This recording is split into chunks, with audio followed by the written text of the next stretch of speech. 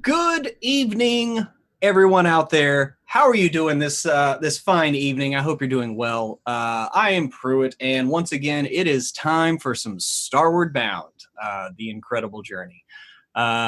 Before we get around to cast and crew, I'm pretty sure you've noticed that there is an empty spot in our hearts tonight. Dakul is not with us. Trey had some family business to attend to. We wish you all the best. You'll be here in spirit. And they'll understand that here in a moment. So before we get going, let's get our sponsors. Tabletop Loot, they love us, we love them, we want you to love them. So go to tabletoploot.com, use the code WebDM15, you get 15% off dice, mugs, and t-shirts. We love those guys and gals over there. So send them some business, and you're helping the show out.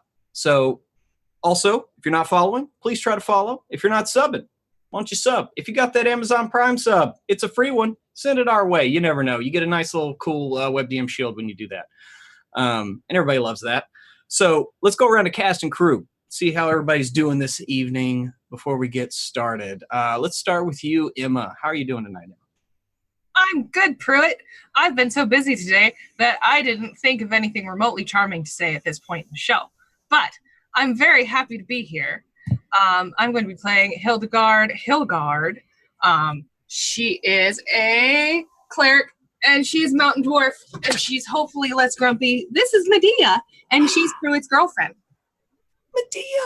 Hi, Medea. It's been so long. She wants to lick your fingers because she loves you. She's also a weirdo.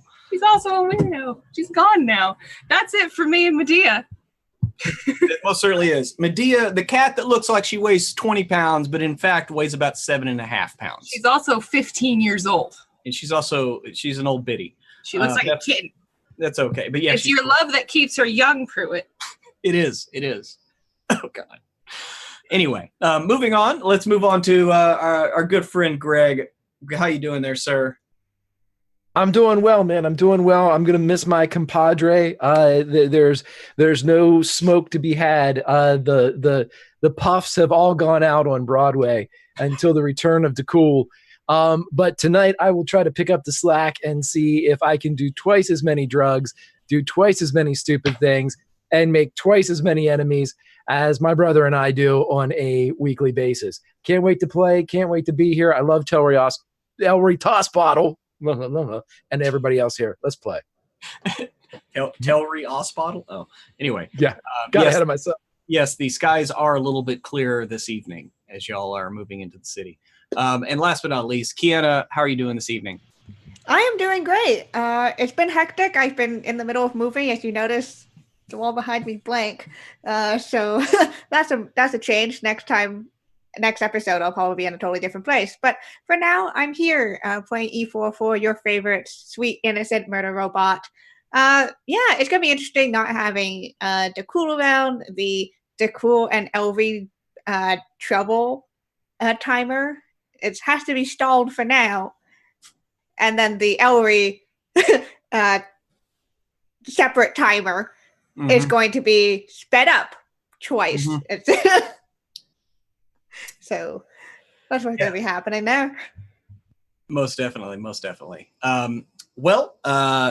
Since it was Dakul's turn to do the log this week, but we're going to change things up. As we move inside the spire on Aspidocian, the fourth spire to be more specific, and we see a rather plump mage scrawling at his desk, rosy cheeks, and a look of concern as sweat beads up on his brow, and he kind of like looks around, kind of checks a crystal, and he starts writing. Oh, I can't believe it's come to this. That fool Monvi, he'll never understand. We were so close. If it wasn't for those meddling adventurers, we could have gotten something done. But now we just need to readjust the plan. Dakul, he's the key. He's a kindred spirit. Maybe I can convince him if I could just talk to him. He's on that ship after all. Whether or not they know I'm here, the dawn rose. What power lies at its heart? At least I got to the data before it got to the Grand Magus. So perhaps he doesn't know the endless possibilities of it. What could be bound there? I thought that was illegal. I thought that was immoral, but now I need to know. We'll see. I'll go down to the docks again today. Maybe that damn captain will go ahead and disembark so I can leave. Even if DeCool's crew find out where I am, they're at least 3 days away. I'll go down to the docks. Yes, it's always pleasant down there. And as we return to the action, the crew of the Dawn Rose had just stepped onto the docks, walking up, and they look up to some stairs that kind of come down from around the spire. As you can see, like various holes cut in the spire, and the stairs kind of wind their way, it looks like, all the way to the top on the exterior. He's about 10 steps from the part of the spire that attaches to the docks themselves. Not 100 feet away from y'all, when he like looks up and you see his face flush bright red as he sees the party. And it looks like he's about to turn and run, and he's reaching into his robes as he does that. And I'm going to need everyone to roll initiative. Ooh, that's pretty good. I got a new thing because I leveled up, and now I get advantage on initiative rolls.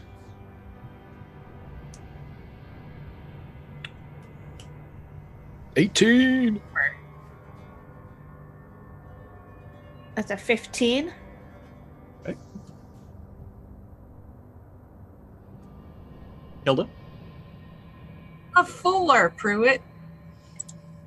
A 4. That's okay.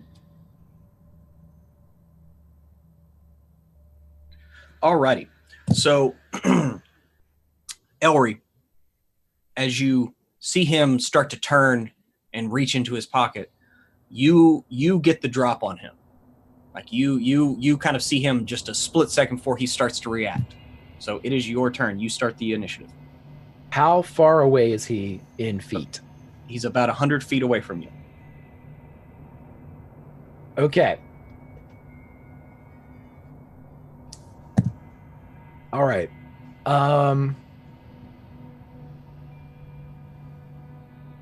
Elry's going to movement. He's going to use his bonus action to dash.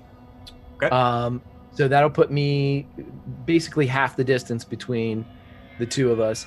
And then I am going to it's Elry. Elry's going to shoot him, and Elry's going to pull his gun out, and he's going to go for a shot. I'm going to try to call the shot. I don't know what your home rules are for that, but I'm going to try to hit whatever he's trying to pull out. I'm going to try to shoot like the hand, or shoot the pocket, or shoot the... I want to try to disrupt him. Okay. You are doing a called shot. Okay. I just do called shots at disadvantage. Okay. He's going to take it. He's... Okay. Natural 20 on the first one. Oh, I hate that. 19 on the second one. Okay. So, that's going to be a 25 to hit with the pistol as he aims and fires. Okay. And I'm sorry, 23 to hit. 23 to hit. A 23 to hit? Yeah. Okay. Yes. You see him reaching into the thing, and you fire off, and he like flicks a hand, and a shield comes up, and your bolt hits it, and it weakens it a little bit, but it still manages to hit him, and your bolt hits his right hand, and looks like he does something, and you see like a blue crystal or something drop to the ground. And he's We like, just want to talk, good buddy. okay, and that is your That's all I got. Yep. that's all you got. Okay. And it is now it is now Magus Krill's turn. And he like looks at you and you're like, you're just like, we just want to talk. And he like gives you a look. And y'all had hung out with him a little bit. Obviously, Dakul spent more time. But I mean, like, he just looked like a jovial guy, right? Like, I mean, he looked like Santa Claus if he was a wizard, pretty much. And you just kind of see him in his eye, like he looks at you now and he just has like anger in his eyes. And he's like, the time for talking is past. And you expect him to reach down for that crystal, but instead he stomps on it with his foot and it shatters. And you begin to see almost like a mist swirling up in a circle, and a small portal forms, and through it comes a brilliant blue, almost translucent, it looks like a dragon, probably a young, probably about 25 feet long, as it's this impossibly small portal kind of bends and opens up as the head and then the wings come out and expand out in the legs and the tail. And like I said, it's about 25 feet long and you can almost see through it. Like I said, it's almost translucent, but it's like a bright blue. And immediately the docks and the crowd around the base staircase of the spire. I mean, there wasn't a lot here. There's only one ship off to the side, and y'all are moored on the other side of the dock. But it seems like maybe all the fishermen are gone. There's not a lot of activity right around the spire. Maybe a grand total of like 15, 20 people that y'all can kind of see, but they immediately and start screaming. You see a couple of males, a couple of females. It looks like they're maybe grabbing weapons, but they're like, everybody looks terrified as this thing like comes out. And then he just like turns and like points. And Elry, you give me a perception check as you hear him mutter. Since you're closer. 12. You think you hear the word Dakul. Like you hear, he's like, Dakul, and this dragon flies around kind of circuitous around you, Elry. And it looks like he's making a beeline right for Dakul.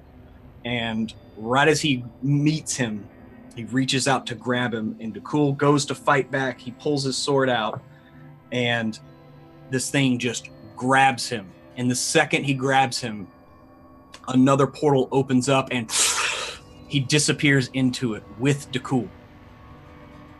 And as y'all see that, you turn and look back, and the Magus is running up the stairs as fast as his little legs can carry him. I'm gonna kill you, fat man! It is now E404's turn. Okay, cool. Great. Awesome. He is just gonna he's gonna move forward. Okay. Probably just dash to get as close as possible. Wait. Has he disappeared from sight yet? No, he's running up the stairs. Like the spires on this thing, y'all are around the central spire here, and it's massive. It's probably a good. It's kind of hard to tell from this side of it, but I mean, it would be like standing next to like a 30-story building, right? Okay. Like it's this massive thing, and so the stairs kind of meander around it, and you can still see him going up the stairs. Okay, so I'm just gonna move my normal movement. Okay. And I'm gonna use one of my new upgrades that I totally forgot about for a while. Mm-hmm. Remembering that Hilda had installed the Wand of Magic Missile into E. So that's gonna happen. Okay. I am going to spend 3 charges right now. Okay. So that increases it to a level 3 spell of Magic Missile. So. All right. So you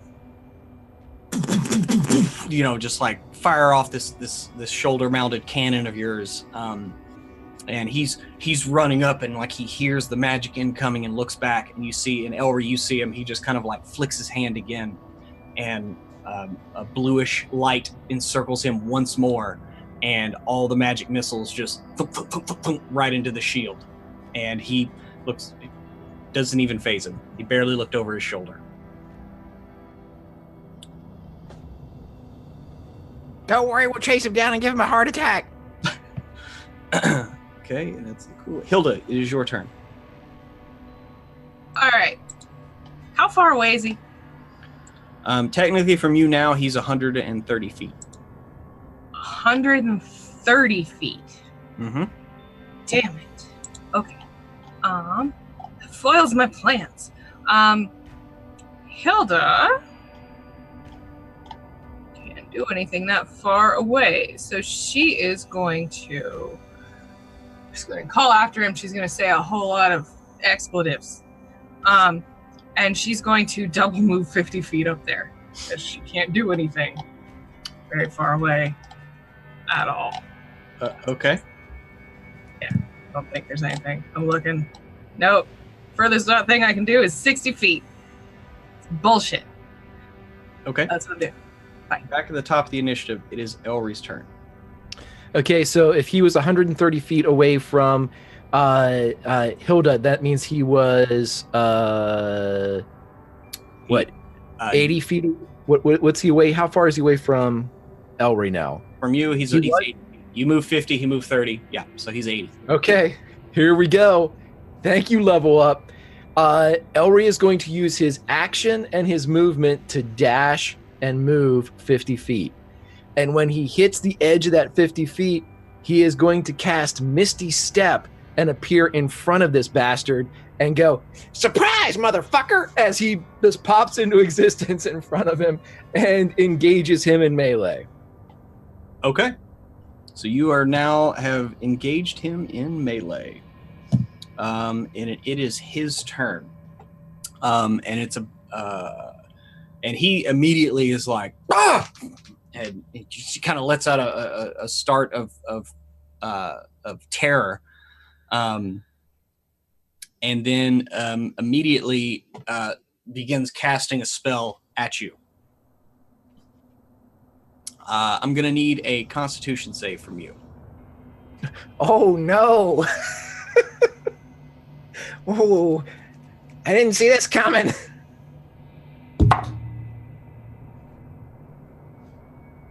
I'm going to use luck, Okay. as I don't think that's going to cut it with a -1, even though I rolled a 10. 19 minus 1 is an 18. Okay.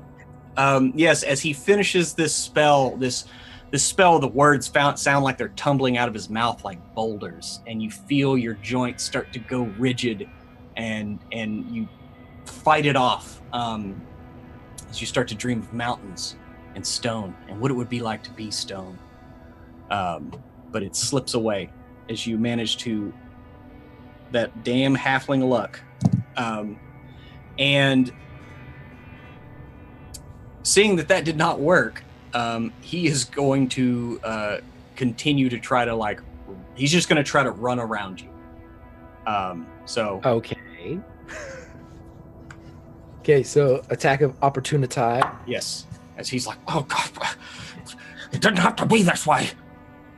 I can't spend any more luck this early if something like that happens again. And that was Christ, no, it's a 7 to hit. There's no way that hit. Yeah, I'm sorry, 11 to hit. 11 to hit. But yeah. I'm not. You know, you go to swing at him, and maybe your arm was still a little stiff from the spell that you were fighting off, but you just miss him as your rapier kind of stabs through his robes. I'll catch up to you in a second. Okay. And at the same time, Hilda and E, there is a shimmering of blue, and this dragon comes back in, screaming, and is dive bombing the two of you as you're still kind of right at the end of the docks. So I'm going to need from y'all give me a Constitution save. Not poison, is it? What's No, all it this is not. Constitution stuff? Huh? What's all this Constitution stuff? Come on. I don't know. That's a 19 for E. Okay. 15. 15. Okay. Yes. There's a book avalanche here. Jim Davis has too many books. Okay. So if you pass your save, or I mean, sorry, if you fail, you're gonna take 22 force damage. If you pass, you take half that. As this thing just kind of breathes out, like it is a cone of pure pure force. You see like Elry's shots, they're like this bright blue, whatever. But this thing is it comes down and just hits you like a truck. And you can feel it almost trying to push you like out of reality. Like you can feel something at your back as it's pushing against you as you're fighting against it. So that is the end of its turn, and it kind of like swoops up, and it is about 30 feet away from y'all in the air.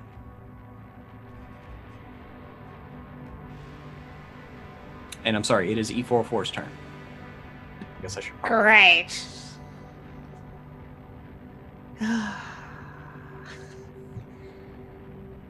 Okay. Well,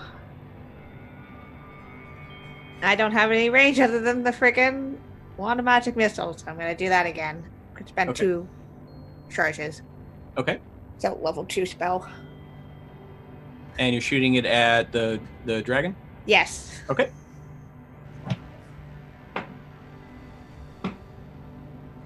So it's 2d4 plus 2, so that's 8 points of damage if it takes it. Okay. Yeah, the missiles shriek out and strike it, and it kind of like twitches and flicks its head down at E, narrows its eyes, which are only they're like slits of just like pure white light, and they just kind of like narrow to like just lines as it's banking around. It is now Hilda's turn. All right. How far away am I from the dragon and from this motherfucker? 30 feet for the dragon. For that motherfucker, he's back up to 110, about a little over 100 feet from you. 100 feet. Okay. Hilda is going to... Did I take full damage from that last attack? Yeah, you failed. Yes. I failed. She's going to put Spirit Guardians up, just to disincentivize messing with her. Okay. And she's going to do that. Lots of floaty things who wish to do dragons harm there. And she is going to move her full 25 feet up. And if she's still near the dock, she's going to call out for Ledbetter to man the ballista. Okay. Yeah. And as you turn around to call back, you can see that there's activity on the deck of the Dawn Roses. They're like calling down, like what the, because everybody was like pretty much got the ship, it's moored, it's ready, and they're all just kind of down below decks, just getting all their shit ready before disembarking for shore leave or whatever. And he immediately begins like yelling them to get into position, and they are running to and manning all the catapults and the ballista. Looks like they'll be ready next time, as he's got all the crews manning everything. Good. I'm glad I let him out of the brig that we created to hold him in last time. That's good. Yes.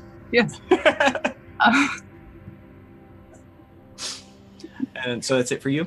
Okay. Back up top here. And Elry, you're kind of near maybe what looks like a landing on the stairs that he's running up to, and there's like a large archway that goes into the internal part of the structure of this thing, but it looks like he's still like running up the stairs themselves. Just so you know. Okay.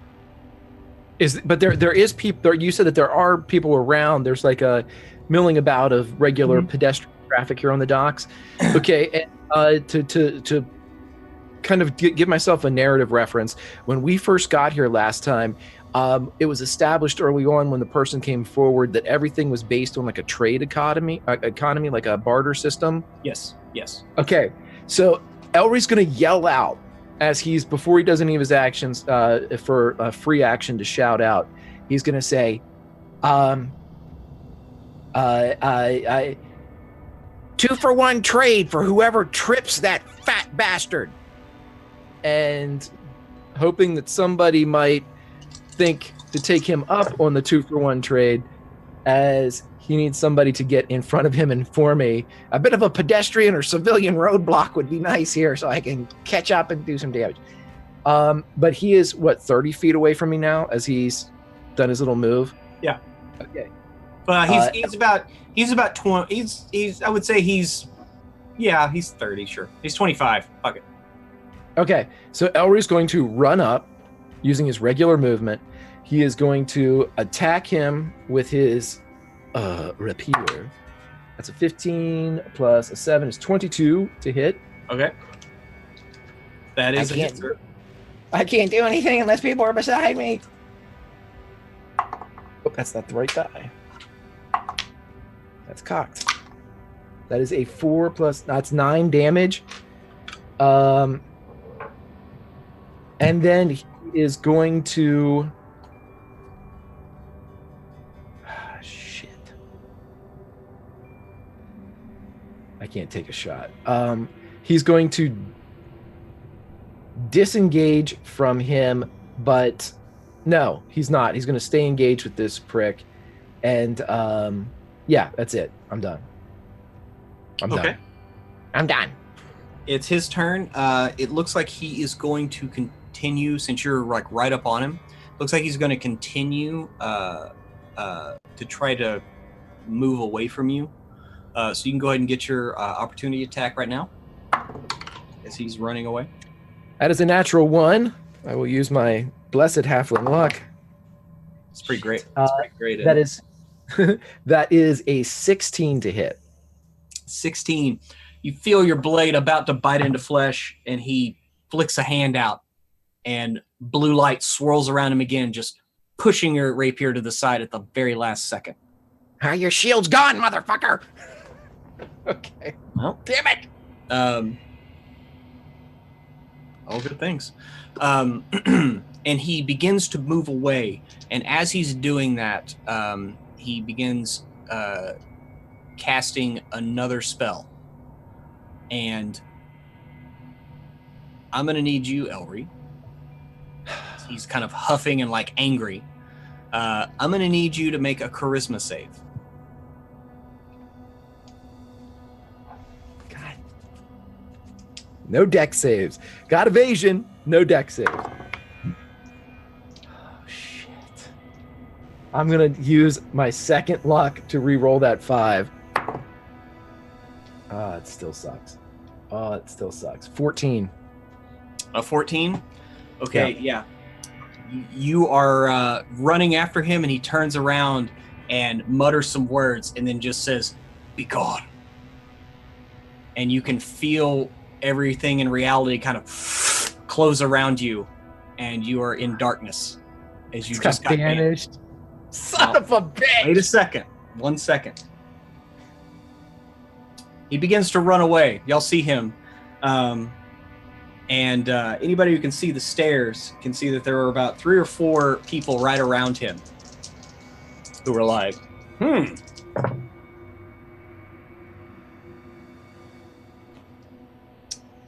on.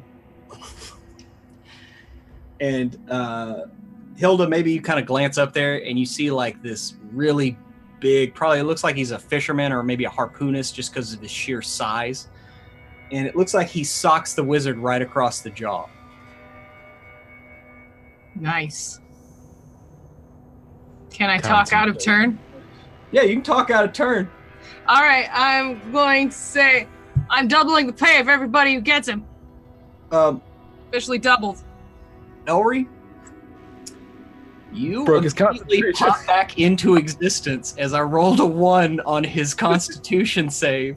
to maintain concentration. So, Oh, I've been banished. Oh, you kind of see like he's about 20 feet away from you, but there's like a couple of scrawny little guys, and then there's just this big hulking motherfucker who just kind of has like a tunic on, like from the waist down, and just nothing up top but tattoos, and he's got like sharks and like a killer whale and or some version of that, and yeah, he just like socks him like right across the face, and as you pop back in, you can see Krill like spitting blood out, like, and like he looks up like wide-eyed. So that was them. The dragon swoops down towards E404 and looks like it's coming in to do some bites and claws and whatnot. Okay. 16 hits you, yes or no? Magic number 16. Okay. So so the bite missed, but both claws hit. They do 10 each as it comes in and just... What kind of damage? It's just slashing. Okay, cool.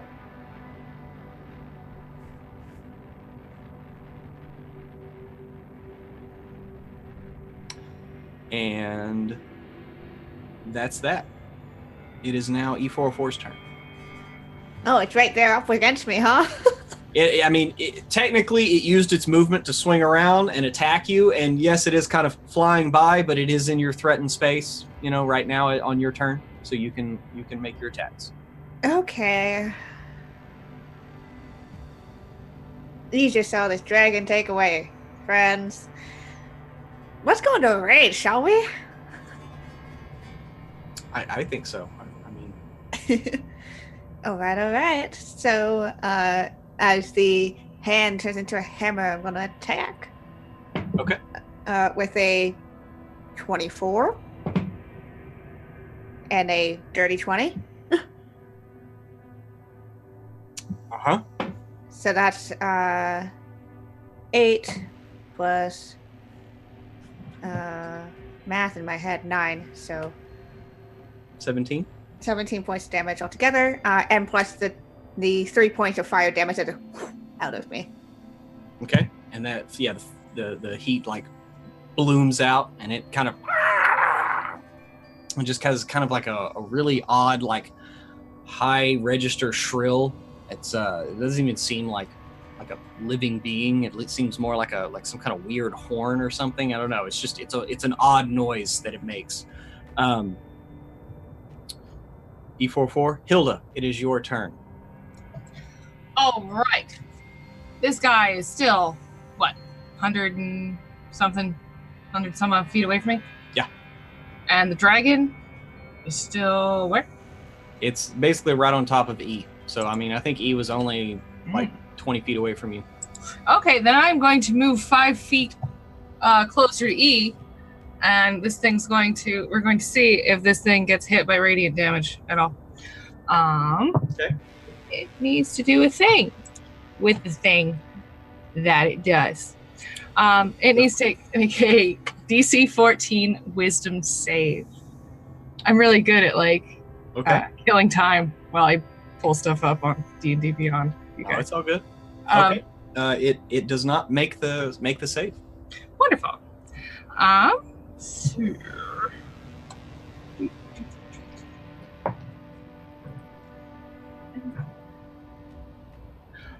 16 radiant damage. 16? Mm-hmm. Okay, it does not look like it enjoyed that at all. Oh, good. In that case, I am going to kind of use I'm gonna hit it with my hammer. Okay. Give it a little thwack. I guess I'll use, 10, 15 more feet of movement in that direction. And give it a thwack. Just a moment. I'm scrolling. I'm scrolling right now, and I'm not killing time because I should have been more prepared. No, it's But okay. my Discord distracted me for a second because they're being insolent. Aren't they always? Not this much, bro. Yeah, she's just gonna hit straight up because I can't find what I want to find. 21 to hit it. That is going to hit. To hit it, and she is going to.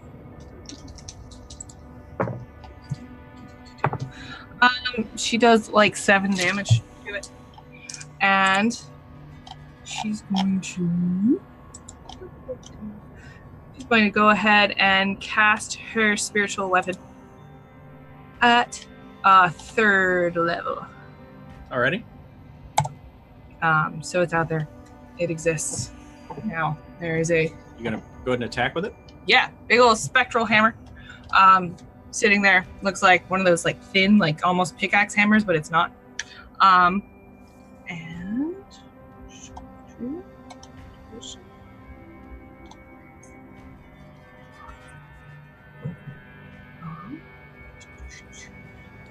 does a 21 hit? 21 hits. 21 hits. And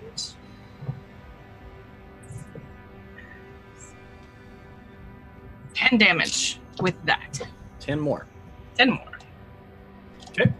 Yeah, you walk up with your spiritual weapon and you hit it with a hammer, and then you throw out like this almost like a pick hammer kind of thing, and you're just hitting it from all sides, and you can kind of see as you strike this thing, like it kind of splits open, and you see a split second of like just it almost like it bleeds light or something. Like it's not normal blood, as it's like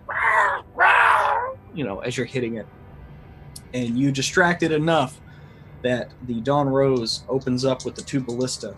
You can hear them screaming about the catapults, but they're like, it's too close, like they can't use it. They're literally, you're only like 50 feet away from the Dawn Rose. So one of the ballista goes flying into the vast unknown of the ocean. The other does strike true and strikes this thing along its right flank as it's kind of banking around, and you see it kind of like whip its head around to the ship itself. As it looked like it took a pretty telling blow from the Dawn Rose.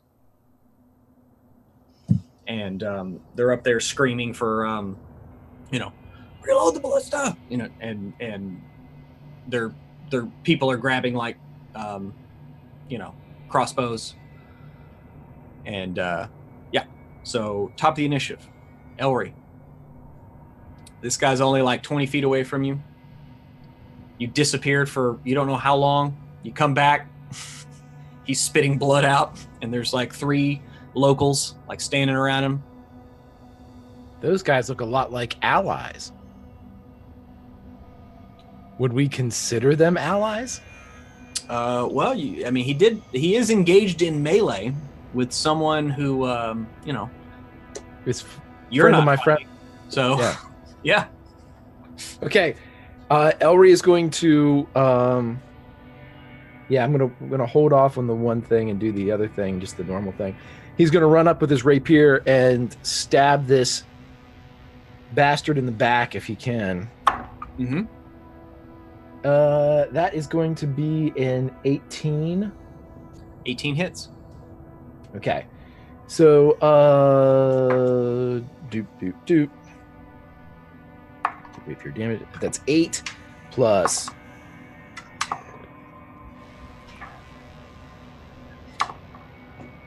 18 damage as he runs the rapier through using his sneak attack on this little pudgy bastard. Okay.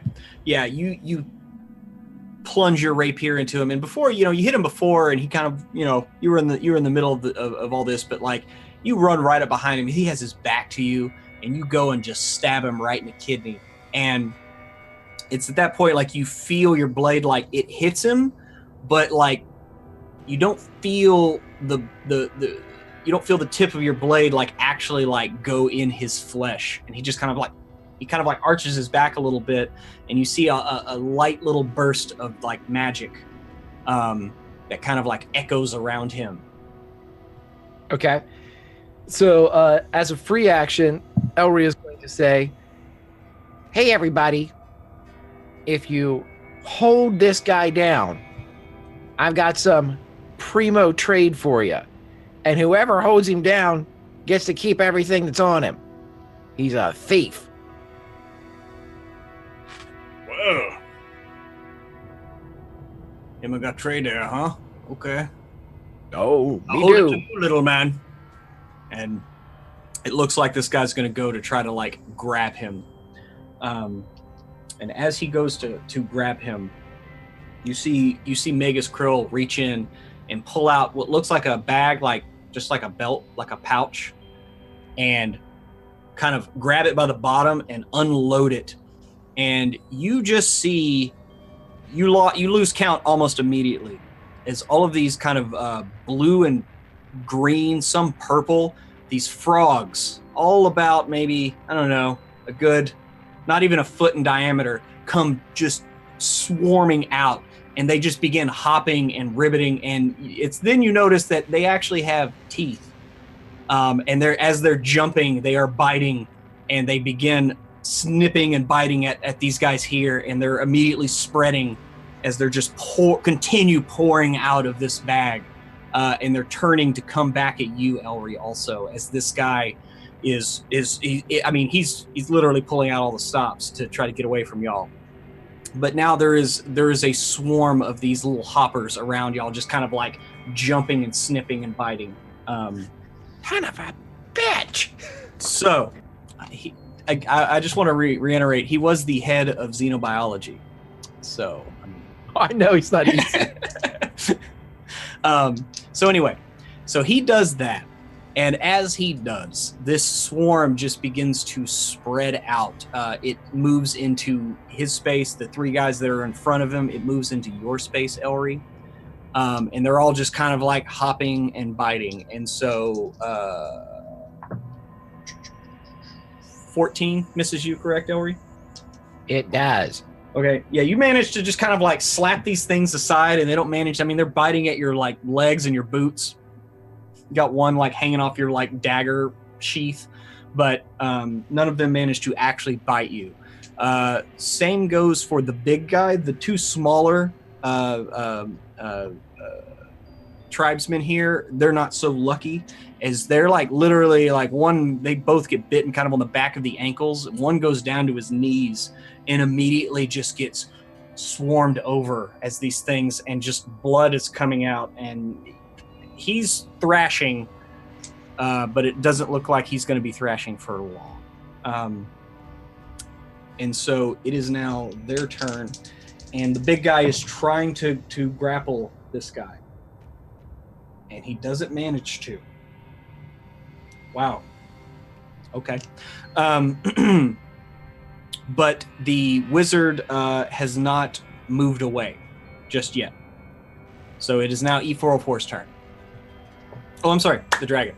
Dragon swings around, moving away from E404, and he moves over the Dawn Rose, and you hear it take a deep breath in and let loose another blast, just running right down the beam length of the Dawn Rose.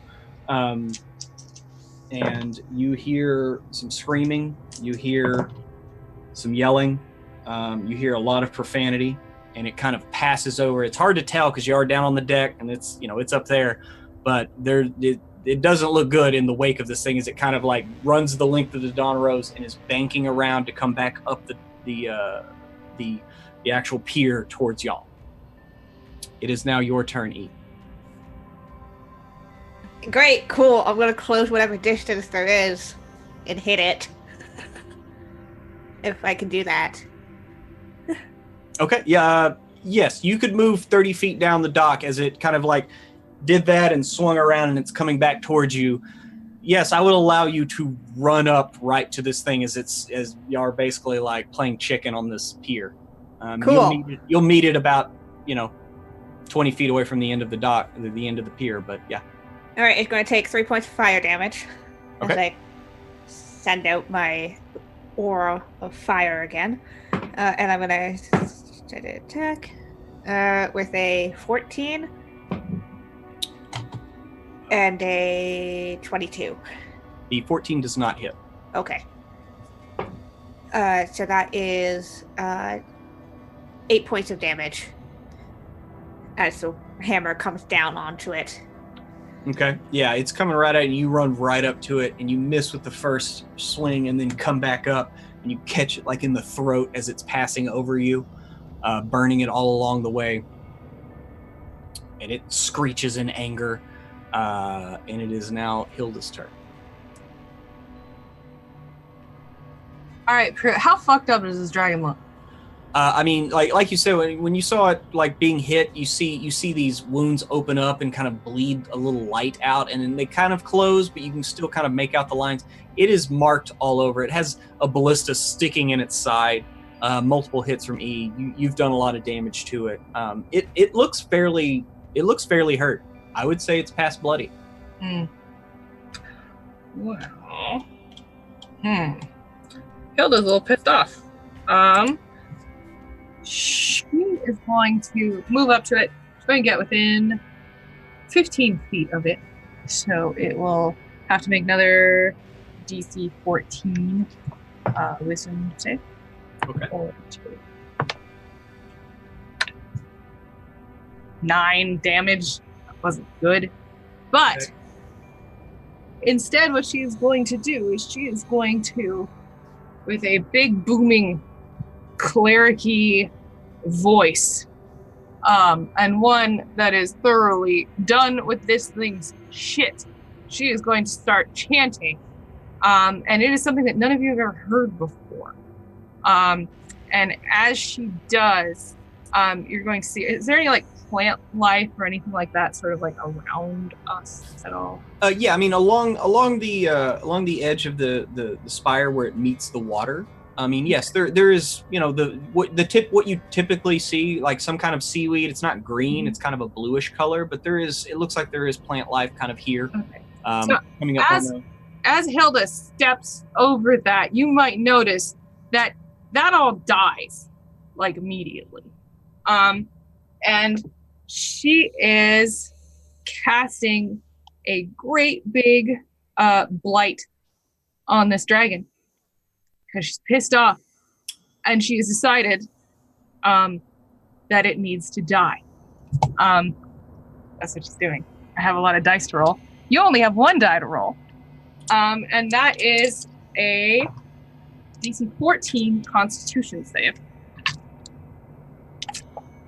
You are lucky. Yeah. That's its good save, and I still failed. Good. 6, so I got a 13. Okay. That's 8 plus 7 is 15 plus 8 is 23 plus 10 is 33 plus 6 is 39 necromantic damage. What the fuck's going on, you guys? I don't know. It's crazy. Yeah. Crazy, these things that are happening with this passive aggressive war. Yeah. How much was it total? It doesn't matter. 39. What does it look like as this thing has met this thing in a charge and it's coming right at you? We're gonna drop this one real soft and fruit. It's going to just, whatever life was there is suddenly not. It's like your corsage on the day after prom. It's just gone. It's no longer there anymore. As it fades out of existence, it has been denied the right to live any longer.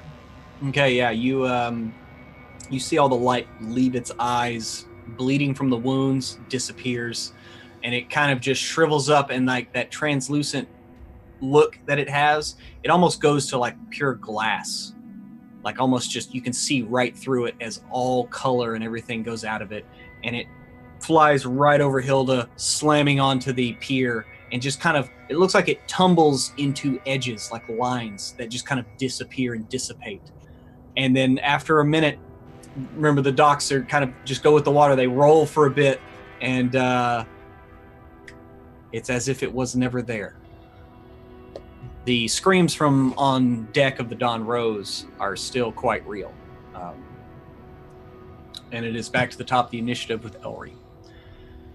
As Elry, you are in the midst of this swarm of these little hopping, biting frogs. One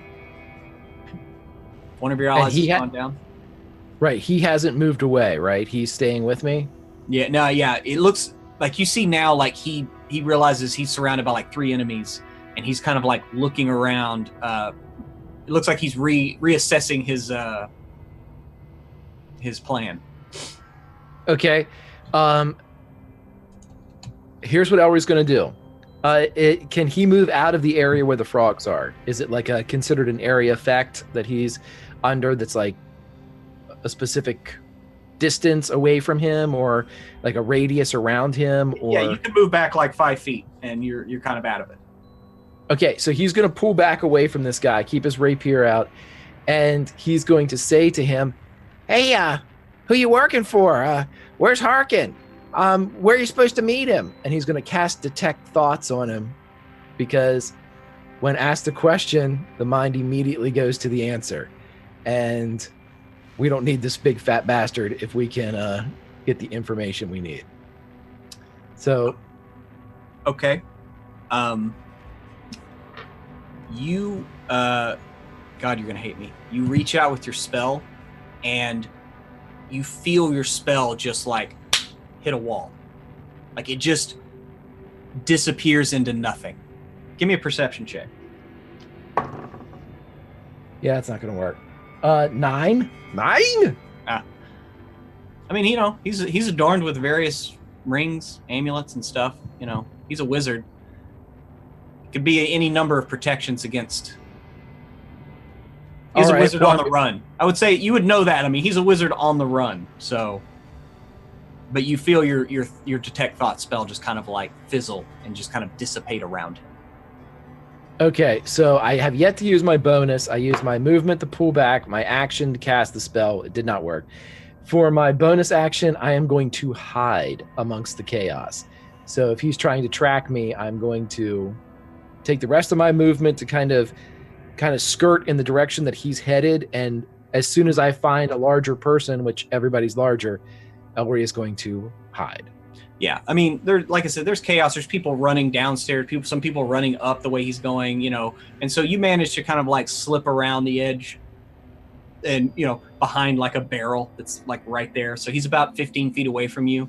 You're just outside the range of these little, like, I mean, it just kind of looks like chattering teeth, except they're frogs, and they're just like biting these people here. So that's the end of your turn. It is his turn. All the frogs are continuing to bite. The one guy who went down before stops moving. The other guy, the smaller of the 3 tribesmen, he drops to the ground. And the last big guy, he's got freaking like frogs hanging off of him, biting him, blood like pouring down. And you see him like reach out to grab this wizard again. And he grabs him. Yeah. As now he's like wrestling with this wizard who's like, you know, he's rather rotund, so it's kind of hard to like, you know, take him down, but they are currently grappling. And it is E404's turn. Okay. Nothing. Yeah. Target terminated. There's nothing to be attacked right now. The race is gonna go away because I don't have anything to attack in front of me. Yeah, I mean, possibly, you know. Possibly. But they're gonna. There are always ways around that, you know. Hilda, quick, punchy 404. I'm not going to. No. Yeah, I'm going to head towards the stairs where I saw Elry go. Okay. Take all of my movement up that way. Okay. Yeah, you start running down the pier. You know, it's still kind of waving, undulating from the impact of the dragon. But you're running, and you can see, you know, just kind of like as you're running towards this spire, the stairs kind of wind around, and at the top, like right before it ducks back behind on the other side of the spire, you can see there's a whole thing going on up there. And so you run 50 feet closer. And it is now Hilda's turn. All right, she's going to go ahead and move closer to Fuckface, and she's going to move her spiritual weapon closer as well. She's going to double move so she can go 50 feet and around. I think the spiritual weapon can only go like 20. Yeah, that's what she's doing. Okay, so you're moving up 50 feet, and we are back around to Elry. Okay, Elry cannot hit this son of a bitch because he keeps doing shield and stuff. So he is going to try to, as he's grappled. Well, give me an intelligence check. I mean, you know something of the arcane arts. Right. I mean, he's. You said perception or intelligence? I would say you can do intelligence, or if you have Arcana, you could do Arcana.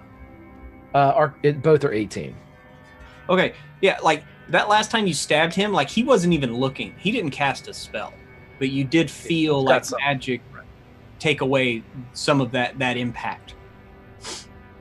So. Oh, okay. I know what I'm going to do. With that in mind, as he is being grappled, I am going to call forth Hans, who's always with me, of course, and I'm just going to pickpocket him from my hiding spot. Okay, give me a sleight of hand. What are you going for?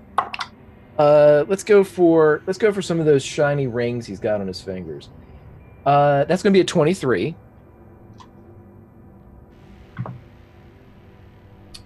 Okay, you managed to take one of the rings off of his finger. I will bring that back to me. Okay. One ring. And was that your normal action?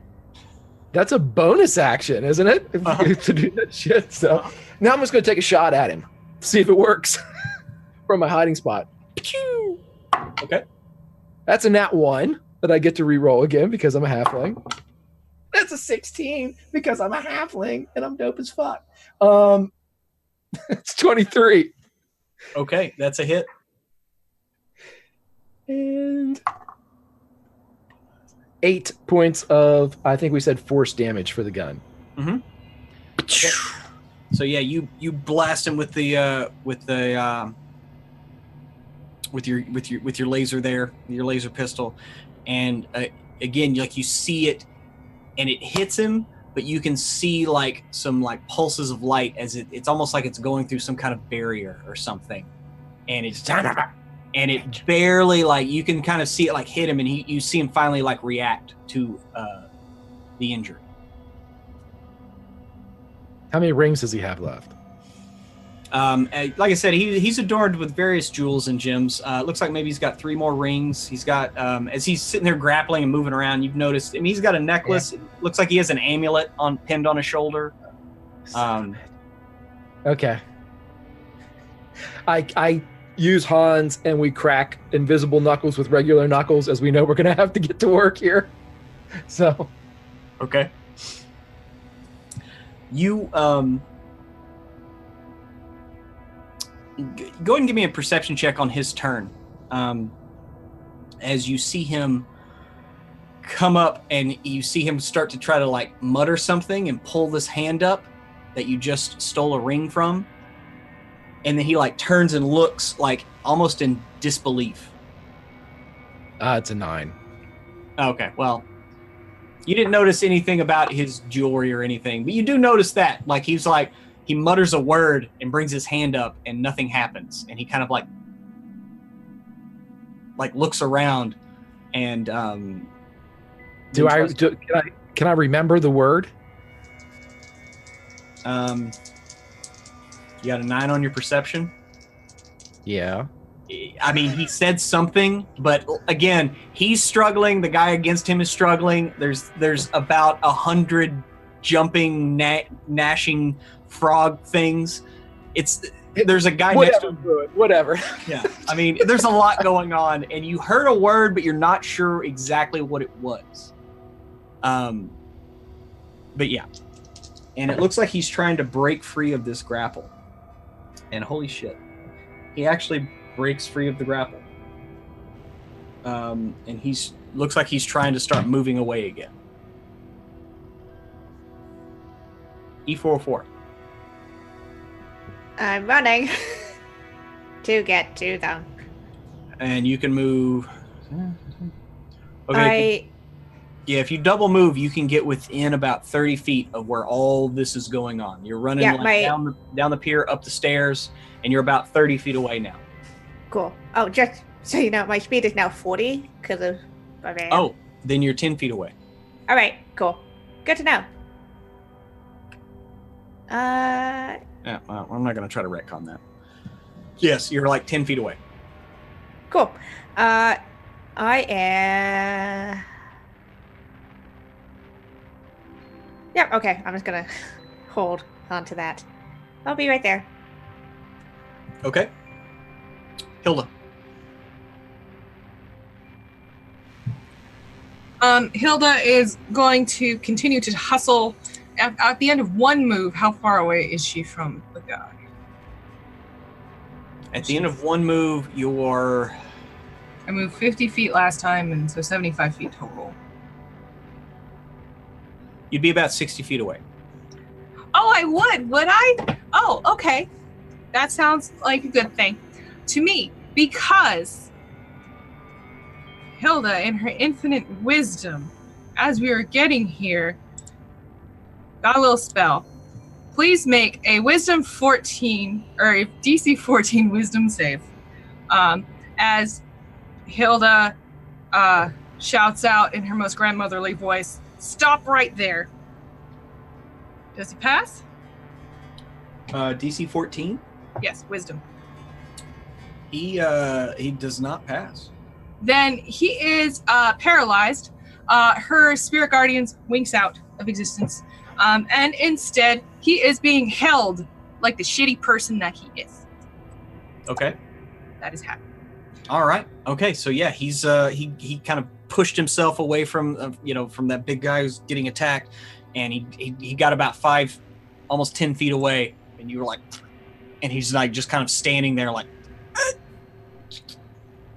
and it looks like he is held in place. Elry, it is your turn.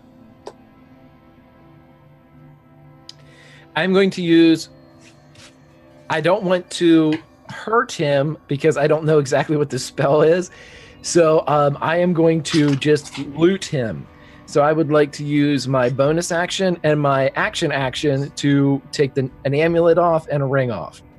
Okay. I'll take this. Okay, go ahead and just give me a sleight of hand for both of those. Okay, we'll do the amulet first. That's a 28. Okay. Ring second, a 22. Okay. Yeah. Amulet floats away. Another ring floats away. Do you do, because there were 3 more rings, 1 more on his right hand, 2 on his left. Which one are you going for? Dealer's choice, Pruitt. You then may. I will roll a d6. 1, 2, or 3. Okay. So you take the other ring on his right hand.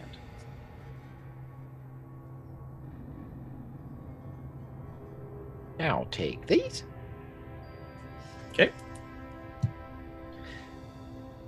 And then what are you doing? I'm staying behind my barrel. I don't want to hurt him or anything. Do the frogs maintain their devastating bite on the big guy? Are they like threatening to drag the big guy down into oblivion with his 2 friends? I mean, he's literally like punching and like smashing these frogs. I mean, yeah, he's crushing them, but like I said, there's like 100 and something of them in this big like pile, a big round pile. And so, but he has taken many wounds. He hasn't turned to go after the wizard just because he's taken a lot of damage here, and he's more kind of locked in that. Okay, so I'm going to stay behind the barrel because I don't want to help him because he's the only person left that I have to do trade with that's helped me. So if he's dead, then none of that matters. So yeah, he's just going to let him, hey, vaya Dios. And Okay. Well done. Hilda will call out if she's allowed. She's gonna say, somebody tie him up, please, quickly. Okay, you hear Hilda yelling that out. Let's see what this guy does. The big guy's not doing so hot as he's continued to be surrounded by this thing. Your DC is 14, correct? Yep. As a wisdom save? Mm-hmm. Okay. You see him kind of as he kind of breaks free, but it is the end of his turn. E404, it is your turn. I'm gonna grab him. If Okay. I can. Sure thing. You just gonna plow right through the big. Yeah, I'm just gonna plow through the frogs. Okay. I mean, they start biting on you as you move through. Yeah, I mean, you're metal. It's just their teeth kind of break on your metal exterior. So you're gonna do initiating a grapple. Yup. All right. Let's roll for it. Hey. That is a 21. Yeah, you walk up and just grab him, and he's like, "Oh!" Big metal hug. It's a big metal hug. All right. It is Hilda's turn. As you are moving up to this guy. I'm moving up to this guy. Okay. Well. E's got him. Is he fighting? I mean, he's trying to. Yes, he's fighting E's futilely. I mean, it's. Yeah. Okay. Hilda's gonna take out a rope and try to start tying him up. She's going to start trying to hog tie him, and she's gonna be like, "This is how you do it, right?" I'm not the xenobiologist, but I've done this a time or two. Usually, as people much smaller, but you know. I don't know what you're doing. You don't know what you're doing, mister. Why are you working with Harkin, and what did you do to College Bell? And he quit. He kind of shuts up. He stops talking shit to you. Good. We'll go ahead and exit combat. do the frogs disappear? No, the frogs are still there. They're still like hopping around. Oh, yeah, I'm sorry, Hilda. You would have walked right through that. Hang on. Oh, you're welcome, Emma. Thanks. Thanks for reminding me. Yeah. Yeah. What hit points are you at right now, Hilda? That's not good when you ask that. No, She's it's at not. 37. I mean, are you at half or fewer? No. Okay, you take 14. Oh, good. That's fine. As these frogs all just jump up and start biting at your calves and your knees. Maybe one gets your finger, bites the tip of your pinky off. Jesus Christ. These things are disgusting. I mean, there's What? a lot of them, and they're disgusting. So that's still kind of there, as this big guy's still just kind of smashing them. Hilda will call for somebody to get Olga so we can eat well tonight. Okay. Frogs are delicious, Pruitt. They are, especially frogs you defeat. So just kind of give everyone one more round. You want to do anything about these frogs, or just leave the area? Just leave the area. Let the big guy die. Let him. We don't want to talk to him anymore. Meta Elry.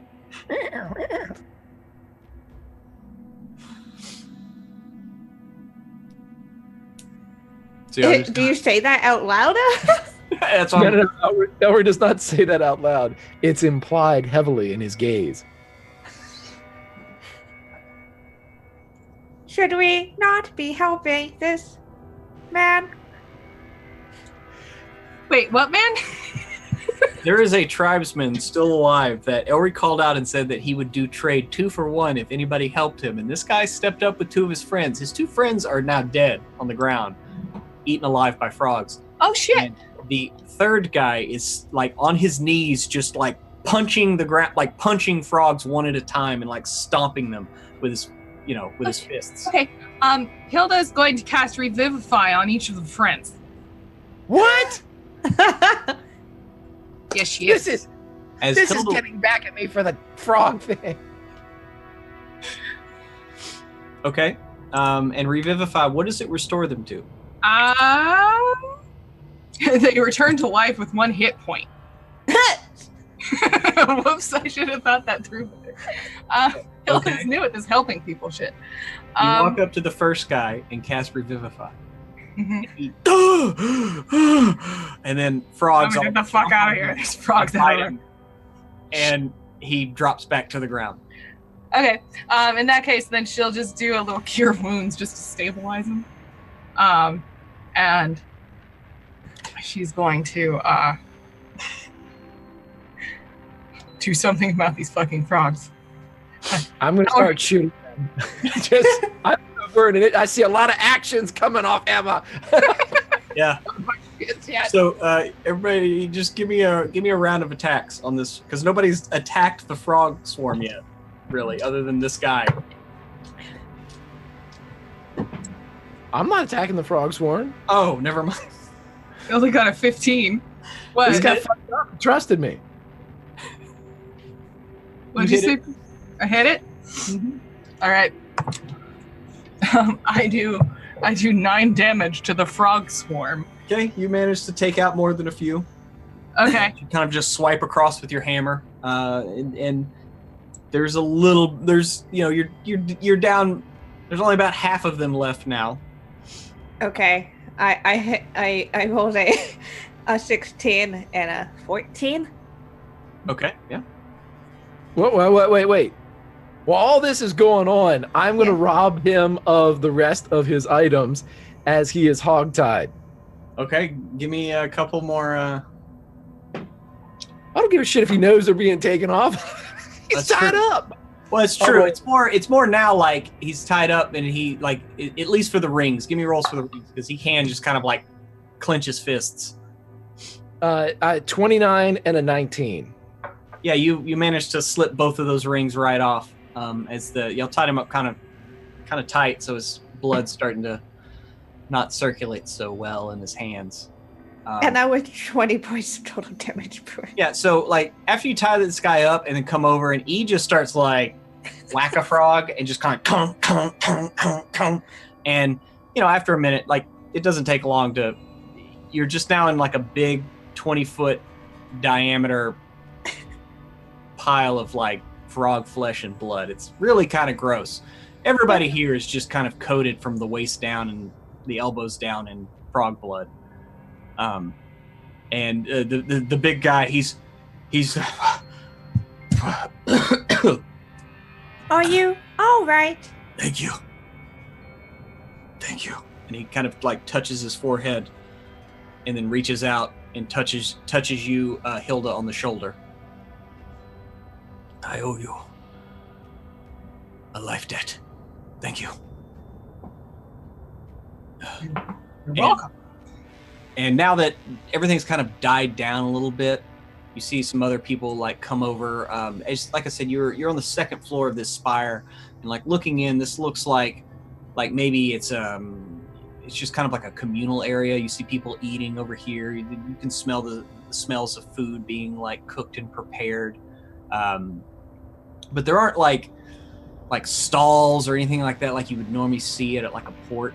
It looks very different. But you see people moving around. Looks like they're like some people in the back are just getting back to trade and whatnot. But some people come over and they're helping this guy up and wipe the blood off of his face. And there's somebody runs up to one of the guys on the ground and is crying and like, oh my God, no. But that's kind of what happens in the aftermath. My God, this is awful. But we will honor Our trade 2 for 1. Just talk to my captain from the Dawn Rose. She's in charge of everything. Sure, let me introduce you to my quartermaster Ledbetter. Okay. So you're gonna do that, and you call. I'm delegating. You delegate, and you did call down for Olga to come up, right? Mm-hmm. We're gonna eat some frogs tonight. It's gonna be great. All right. And a wizard. I know wizard. Yeah. Meanwhile, there's a wizard We'll struggling. take him to our new brig. Okay. Oh, you're gonna okay. So you're gonna take him back down to the Dawn Rose. As you come down, there's people coming up like to help you. It looks like Ledbetter. He's got a bruised face. Looks like he hit his head on something. Some others. Xander's with him. He looks unharmed, and they're like coming up the stairs. Like, what are you, Captain? These over here. We owe them money, but they owe us a life debt. I think that we can probably figure something. And from behind you hear this guy. No, we don't do the money. We it's trade only here.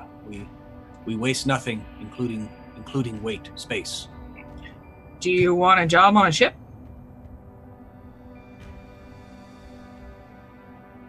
I am honored. I cannot. I'm the leader of this spire.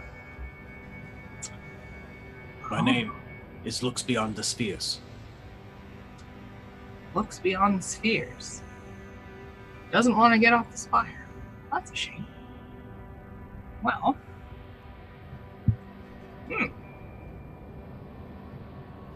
What is it that you want for your help? We're certainly grateful. Got this asshole. Needed him. And he's like looking at, he's looking at the wizard. He's like, we thought him friend to us. Very sad, disappointed, angry, even. Please take him away. We do not want him here.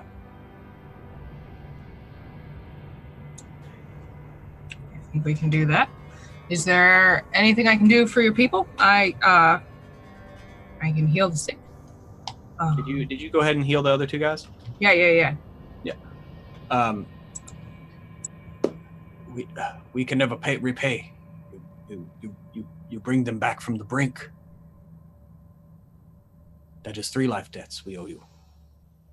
We can help you any way we can. You name it.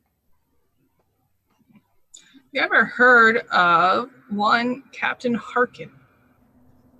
Harkin. The checkered sails. Mm-hmm. Yeah, him come through here sometime. Harlequin's Embrace. Yes. We're looking for him. Not seen him in many months. But him not come out of here though. And he gets a haunted look and begins looking down the spires. As you come in, these spires kind of run along where the spine would be on this turtle. And he looks towards the back of the turtle. And it's like, he sail in cursed waters. We no go back there. What's back there? It's the cursed waters. No one return. But him find some way. We're not allowed to travel. No one may go to 6 and 7. Spires numbered. Well, we're kind of here because we have some business with him and we need to find him. You are not of our people. Our rules do not apply. Oh, sweet. It's only That's warning. Well, None return. Waters are cursed. They churn, tear boats asunder. do you have anything that might help us get back there? Be a little safer? Ma'am, I would do anything, but since time began, we not allowed to go back there. We have seen others in the past, but we don't go. I know not how the Harken survives the waters. There have been those that have seen the checkered sails, though. They come down, then they go up and leave. Well, I don't know, you guys. Is there anything else that we need? I can't really think of anything that we might need from these people. Certainly helpful. We appreciate it. Glad we can help. I have barely begun to repay the debt. Anything you require, please, do not hesitate.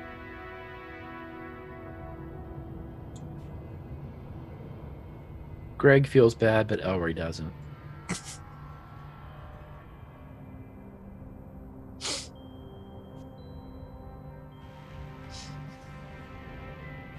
Damn it, we have some of that Umber Hulk hide that we pulled off, right? Those 2 plates that we pulled off of the upper arm and the right chest or whatever it was. Mm-hmm. Elry's going to produce the large piece from the upper chest and present it on behalf of Captain Hilda and the Dawn Rose. Thank you for your service. And he kind of looks at it, and go ahead and describe, like, what are the dimensions of this piece that y'all took? I think that when we said that there was 2 different kind of the plates of the chest were like pecs that moved above and below each other, like a scissor type movement. Mm-hmm. So they would be like 2 feet by 3 feet or something, a pretty large section, almost like a sheet of this. Shield? Yeah. Okay. And he hands it to him, a tear in his eye, not because he's upset, but he's something, maybe it's talking with Ellie the day before, who knows, something's up. Ellie doesn't like it, DeCool's gone, and that's going to lead me to my next move, where he goes over and begins to break the fingers of the wizard, because semantic spells are his wheelhouse, and DeCool ain't here, and he wants to know where he is, and so this little piggy went sideways. Crack! Okay, so you hand this piece, and like he like looks like completely overwhelmed. Hi.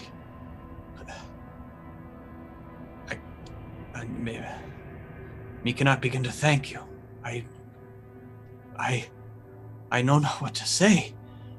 And like that kind of like like you hand it to him, and then you turn around and start breaking this guy's fingers, and then that mood immediately like evaporates, and he's like, please, Master Smallwood. I can only implore, please. We cannot have that violence here, please. We are... Okay, could you guys hold up a sheet or something? Because I don't want to drag this guy back and do it in front of... We have there's somebody I don't want to see this on the boat, so I'm going to do this here. Just someone hold a sheet up. We got a sheet, like a big flag or a towel or something, a beach towel. Please, just not in front of the little ones. Oh, little ones, everybody, I'm little too, but everybody turn around. Violence incoming. All right, fucker, where's my friend? Crack! You little bastard!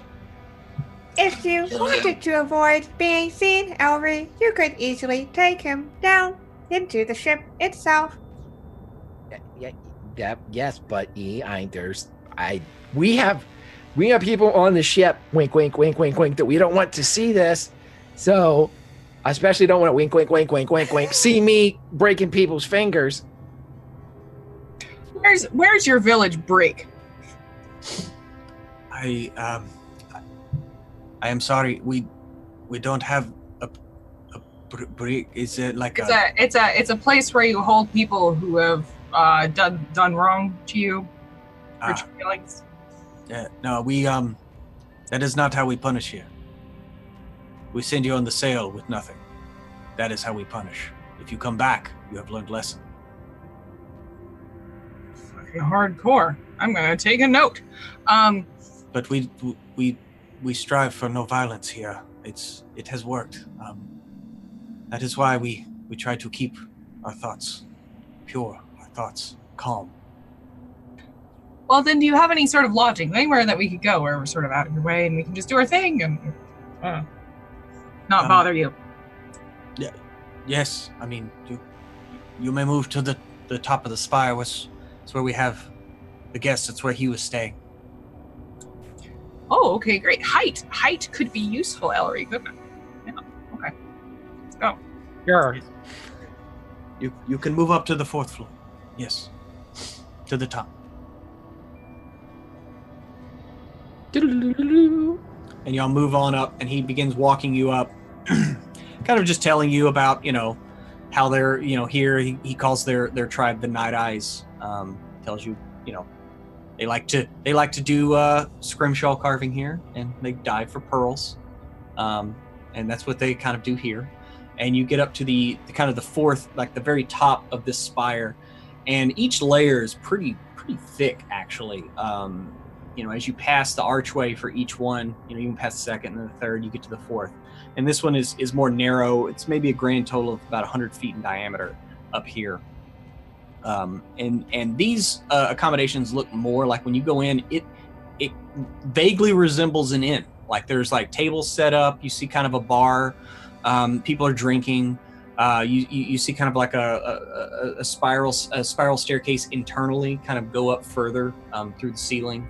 And he kind of just directs you in here. So please, any food or drink is with the love of our people. But he was up 3rd room on the right. And he kind of like looks over at Krill. It's like, what did he do? We have called him friend in the past.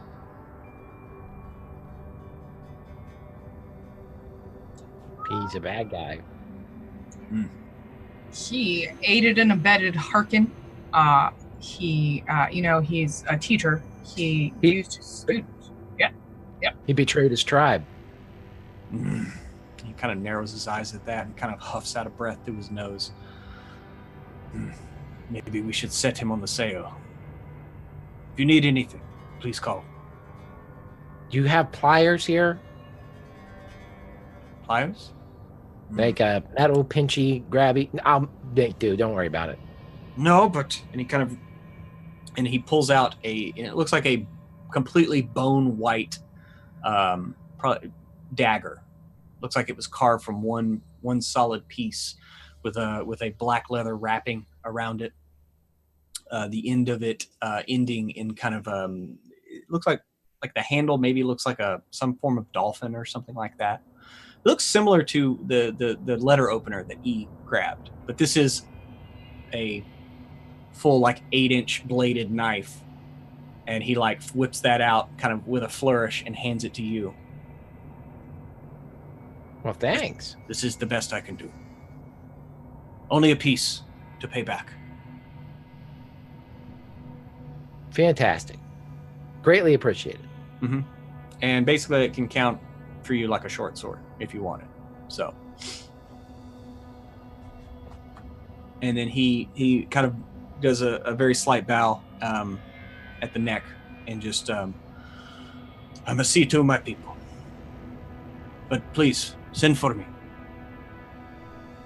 Should you need anything. And with that, he kind of turns and stalks out. And as he leaves, you can see multiple. He's torn up his entire back and his hands. He's still kind of dripping blood a little bit, and makes his way back downstairs. And y'all are in for what passes for an inn on this spire. There's some people like drinking out of like these bone white cups, like looking over, like trying not to look, but look. And he's just sitting there like with a couple of fingers broken, like tied up on the ground. Hey, around on everybody. It's on this guy. And he like motions towards Krill. Let's go up to your room, buddy. Oh, pal. You just point the direction. Well, just say where we're supposed to go. Yeah, the person behind the bar is like, oh, him up at the 3rd room. 3rd room upstairs. I just want him to try to point is all. Okay, yeah, we know 3rd room. Okay. Okay. And so you head up to the third room. There, and you are at the door. Hey, he pushes him up against the door, and he reaches for the handle, and he goes, "Hey, I'm going to open this door," and you're right in front of it. Nope, shouldn't do it, should I? And I assumed y'all gagged him, right? Well, yeah. I just kind of assumed since he's a wizard. Right. He's gonna reach up like right here and pull it to the side. I'm gonna open it. Should I open it? I'm gonna open it. No. How you turn it off? He kind of like.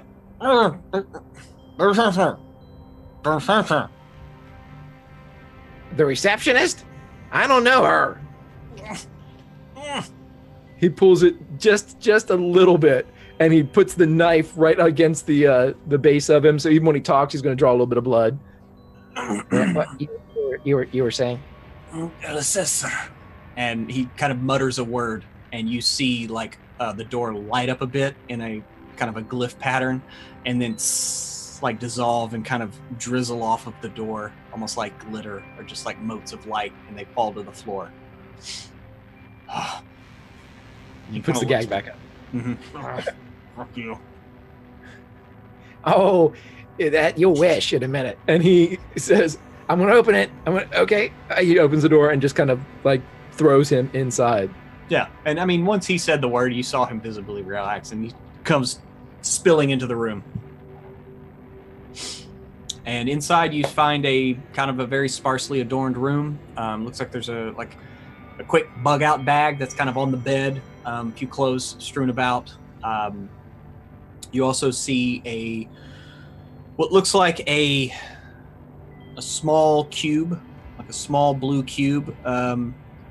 Looks kind of similar to the one, but not really, to the one that was out there that he threw down and crushed.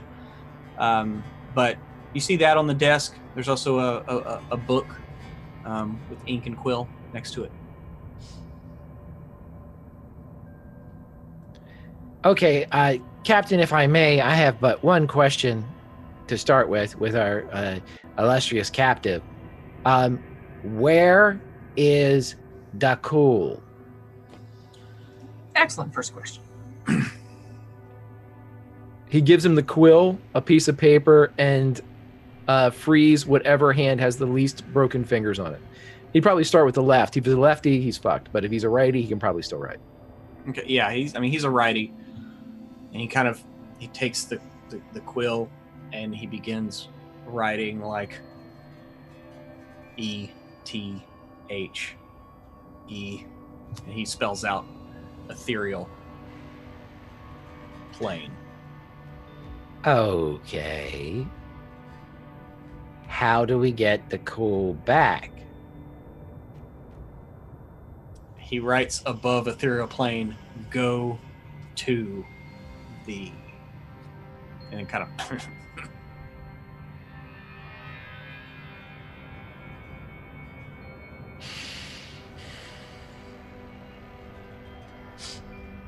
I'm going to kill you now. Who has questions for him? Because my next question is, how deep can my blade cut into this guy's throat? My next question, and that's good. We'll put a pin in that for a minute, Ellery, but I like your impulses, and you should trust them more often. Hilda's going to take out her little hammers and things that she uses to work on E404. Ugh, it's morally gray. I feel very uncomfortable. But Go with Hilda's it. fine. Hilda's fine. And she starts just like feeling around and doing stuff, and she's just going to sort of quietly say, you have a really big nerve bundle right about here in your shoulder, and do anything with this. You can't feel your arm, you can't feel your back, and you can't feel up here in your face either, so you'll talk even worse than you would now.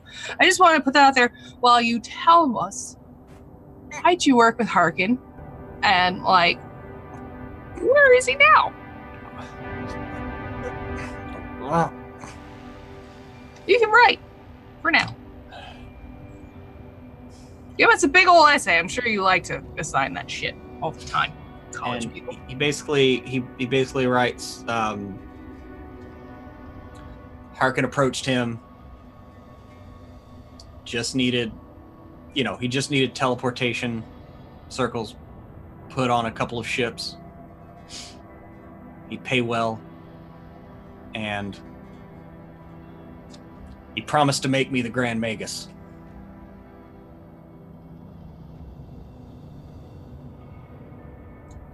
That's what he writes for those questions. Krill, those who aspire to power are the least apt to hold it. It's a real shame. I deserved it. He kind of furiously scrawls. Do me a favor and sign your name at the bottom of the page you've already written on.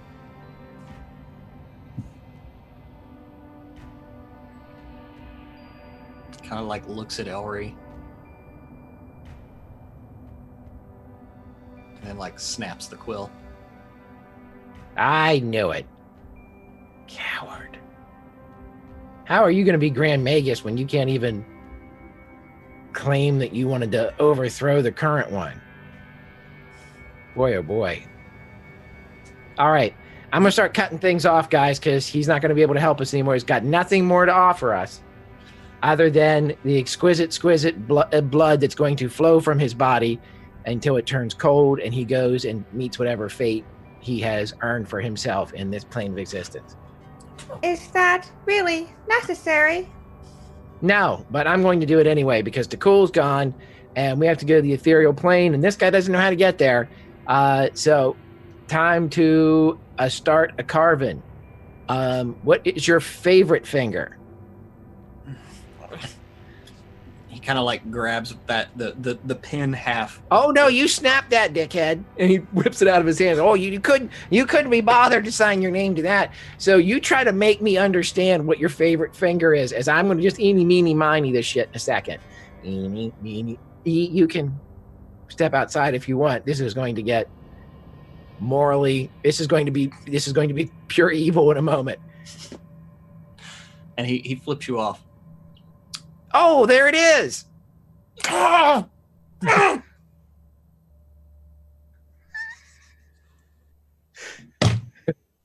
damn it, Emma.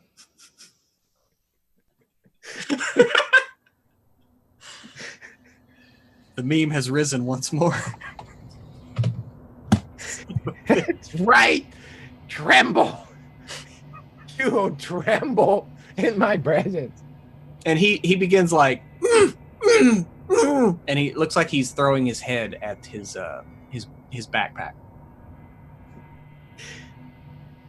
Your backpack, huh? Oh, you don't have any more big ideas. You don't have any more big ideas with that finger of yours, do you? Let's rediscuss it. And he's holding his finger up in front of Elry's face. What? Oh, here it is.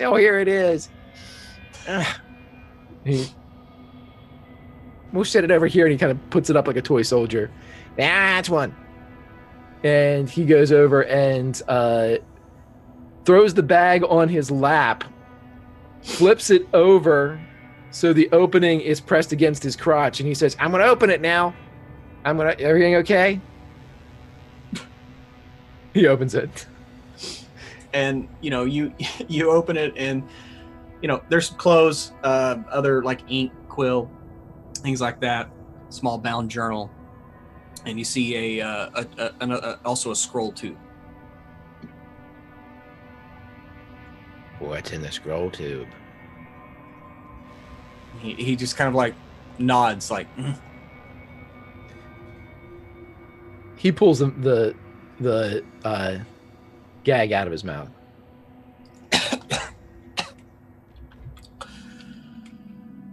It's a scroll.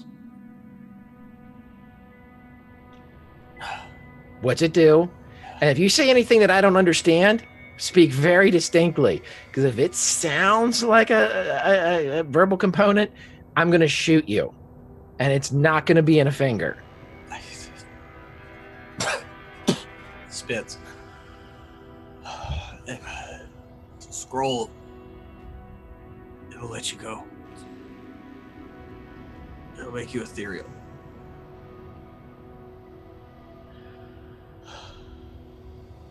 Yeah, we're going to double check that. Hey, you open the scroll, and you open the scroll too, and you find a couple of scrolls in there, and sure enough, you know enough about magic, yeah. No, one of them appears to be a scroll of etherealness. Okay. What else does he have on him? Any indicators? The 6th and 7th spire. Is that where Harkin is?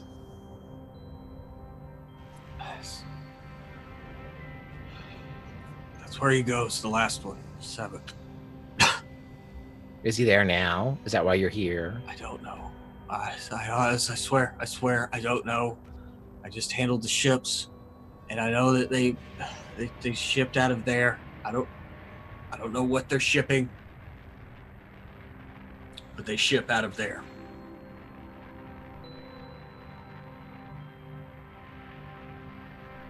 Okay. Kind of stands there like with his finger with like hand with broken, almost like holding it up like a feeble shield. Elry drops the minor illusion that he cast, and the finger that's on the table disappears, and it's not really cut off his finger. Well, who would have thought? I'm a benevolent person, and I can return your finger to your hand. The other ones are broke, but I'm not a monster. And he turns back and winks at E404. So what else can you tell us? Or I will cut it off.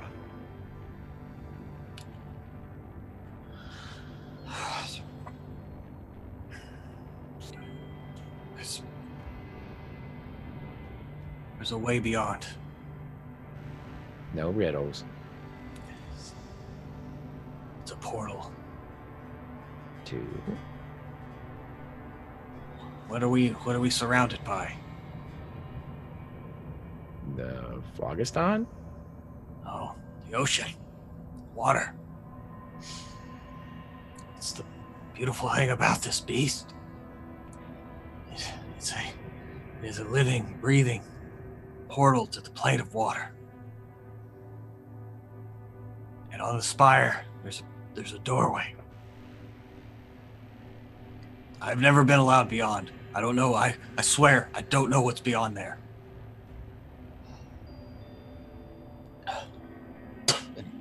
Spits a huge glob of blood out. Okay, what do your rings do? And what's his necklace do?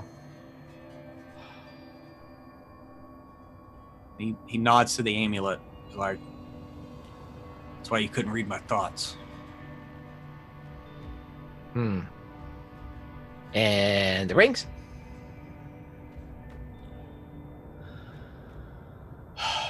That one stores spells, and he kind of motions to the first one you stole. That one's protection. Protects against fire. Oh. And the last one? They're worth a lot. I mean, but they're not magical.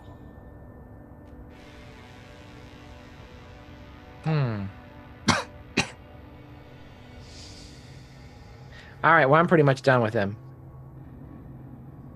Captain, E404, have your way with him. Do you have any more questions, E? I cannot think of any. However, I know that the Grand Magus wanted him. Yeah, I think, Krill, we might give you the last decision you will ever make in your likely short life. Do you want to go out on a sail with these people? Or would you rather go see the Grand Magus and tell him what you did and why? I'll go back to the Magus, please. Please. At least then he'll send me. He'll send me to Fox's. That's where they send. That's where they send prisoners. That's the bird, right? Yes, the brilliant phoenix. It's also. It's where they send their lawbreakers. At least I can live there. Guess there's some sort of poetic justice about you living like a flea on a bird for the rest of your life. Well, we're gonna take you to the brig, and we'll bring you back at some point. Yeah, that seem good? Y'all good? We happy? He just kind of looks broken, literally, physically, mentally. Captain, can I have a word just real quick? Sure, Ellery. That's fine. What's up? Ellery's going to, with obviously Hilda's permission, maneuver her like maybe out in the hall a bit. Mm-hmm. And he's going to lean forward and say, should we really bring him on board with Ellie? Well, what are you worried is going to happen, Ellery? I'm worried that she is going to reveal herself and not kill him. My second concern is that she's going to reveal herself and kill him.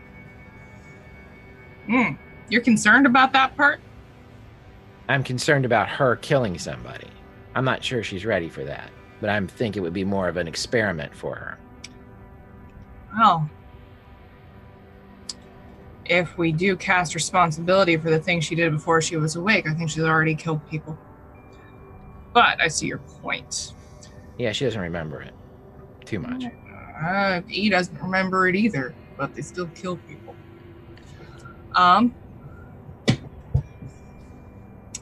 At some point, we're going to have to trust Ellie, and we're going to have to go about our business. You know what I mean? Yeah. And I think it's probably pretty inevitable that she's going to kill somebody, don't you think, Ellery? Yeah. Okay, I read this book when I was little, all right? And in this book, there was this thing, and this thing seemed really super nice, and it like helped out the kids in the village, and the kids didn't know that it was a demon that was just here to like, eat their parents. And as soon as the demon kind of forgot what it was, and as soon as the demon got a taste for blood, it got really mean and it ate like 3.5 of the kids. And then like the other 1.5 didn't really know what to do. And it was an awful story. And my parents really were irresponsible. But the moral of the story is I'm scared that she's going to kill and turn into something different. And then we don't have a boat and we don't have an alley.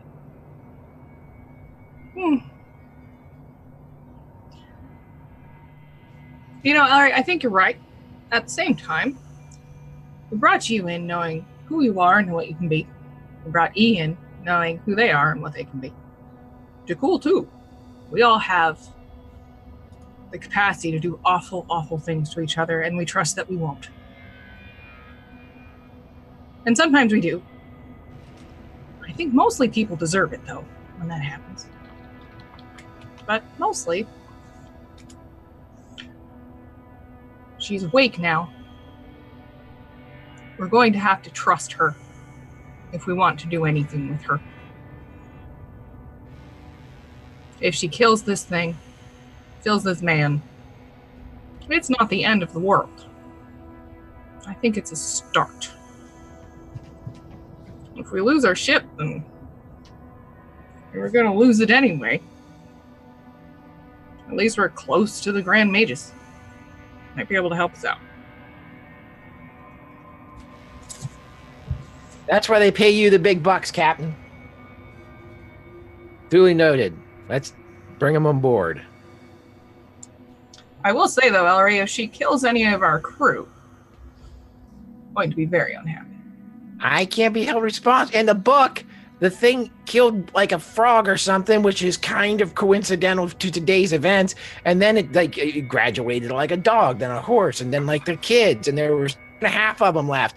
And so I'm saying that if it kills the professor in there, Christ, it could, I mean, Ledbetter's a poor choice for my example, but it could be Ledbetter, who's just, decapitated by a door. Ledbetter the or frog, something. I'm confused. It's like a systemic thing.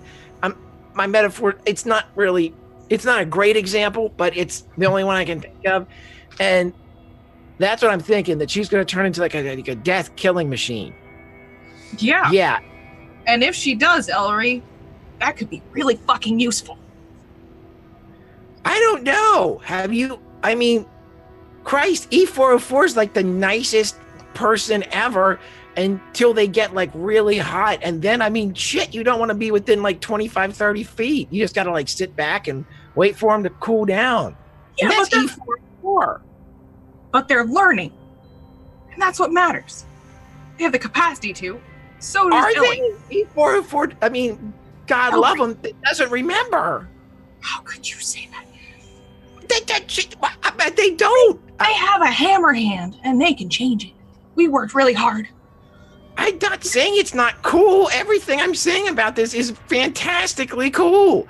But I'm not scared about all this. I don't want to be held responsible if Ellie turns into a death killing machine and like one of us wakes up and like half of us is gone. Especially me. I'm only 3 feet tall. Well, Ellery, you're gonna have to get a lot more comfortable with uncertainty, I think. Bad things happened. Look at Hellion 2. Bad shit happens sometimes. It sure does, Captain. And go have a drink. A lot. Pour one out for Hellion 2. I will. Hamilton too. God damn it. I forgot. Yes, Hamilton. I loved him a lot. Oh. Stop talking about this. Don't like. Just gonna go have a sit and a cry. Who lives, who dies, who tells Hamilton's story? What?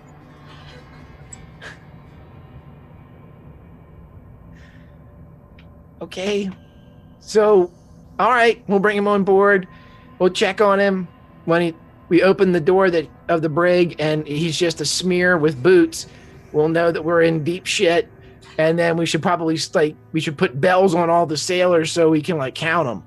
And then we'll just do like a head count. And then like the next morning we wake up and there's like 3 of them gone and there's just smears and boots and bells everywhere. We'll just see whose bell is in the pile of shit that used to be a sailor. And I'll make the hatch marks. I'll make like a chart or something. It's okay. We stop plenty of places. Should be able to like refill. I'm just worried. Okay, I'm with you. If you want to, Ellery, we can try and sell the ship. You got us this ship. We can get rid of it. I don't want to sell the ship. We can get a new ship. No, well, it's not as good as the one we have. That's true. That's what I'm saying, Ellery. It's really fucking cool.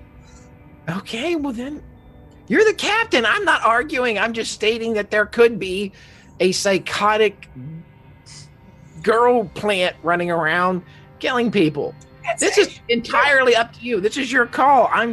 Listen, if this is a book, I'm reading the beginning. It's once upon a time, there was a plant girl that kills everybody and go, Captain. And that's it. It's like she's a plant girl, psychotic plant girl that's in amongst like 5 other psychotics who are just barely keeping it together. This is our family, Ellery. We can make work. We might have to kill her, but we'll figure it out. I don't want to do that either. Listen, I'm not being helpful. This is where I get into trouble, is when I start thinking. So let's just, I'll write up a chart and I'll put numbers beside each of the sailors. I'll count them. I'll do that. That's the least I could do, is just do head counts every day. And when they start disappearing, I'll just let you know. Make sure you count Xander. Why? Okay. Fine, just in memory of asterisk Xander. That'll do. That's fine. It's good chat, Ellery. Yeah, good talk, Captain.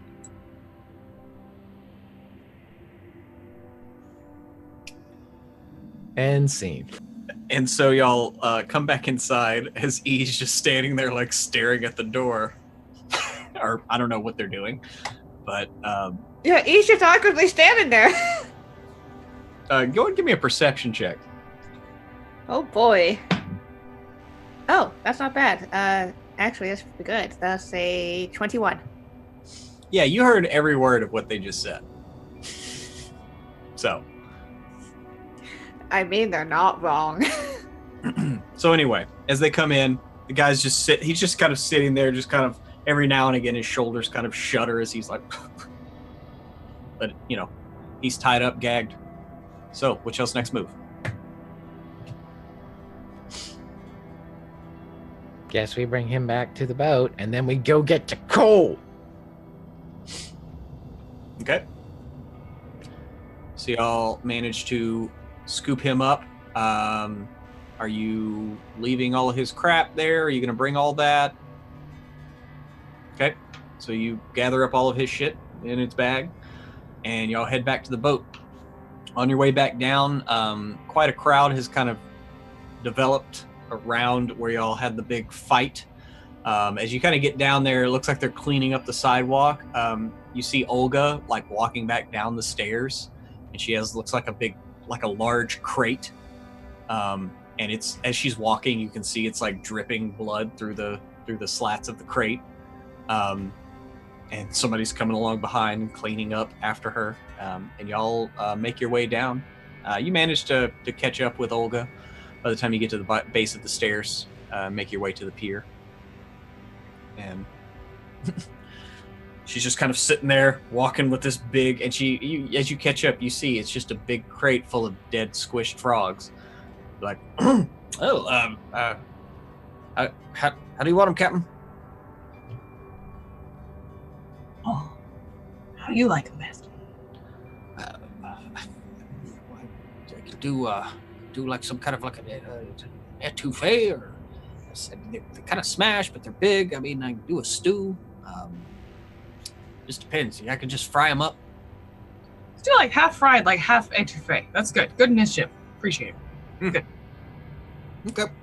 I'll have dinner ready. Excellent. She gets up on deck and goes down below to the galley and begins prepping frog leg etouffee. And you manage to take him to the brig, down in the very base of the ship at the very back. There's just an extra storeroom they all kind of converted into a small brig with a fashionably strong door. And so throw him in the brig. So what y'all's next step? We gotta get to Cole. Okay. So what is your plan for getting to Coolback? Can I roll an Arcana check to see if Elry would know if this thing disappeared and took him into the ethereal plane? Now, technically, as the ethereal parallels the prime material, and I don't know how this works too well in Spelljammer, he should be in the same area. He just should be in the ethereal plane.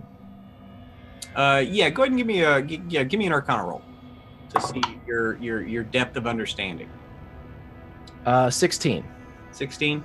Yeah, you do know that it does border. It's one of the transitory planes. But you also know that sometimes distance can kind of be off. Like, yeah, he moved this way, but he also moved that way, which compounds it, and now you're like a mile away, right? So he could be right there. He could also be a little bit far off, and you do know that the ethereal plane is very hard to navigate because it is so.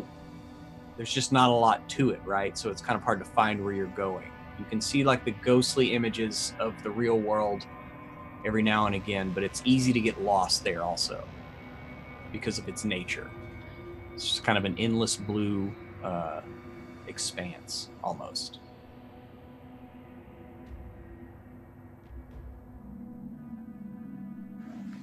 Well, we have to go in and find him. Ooh!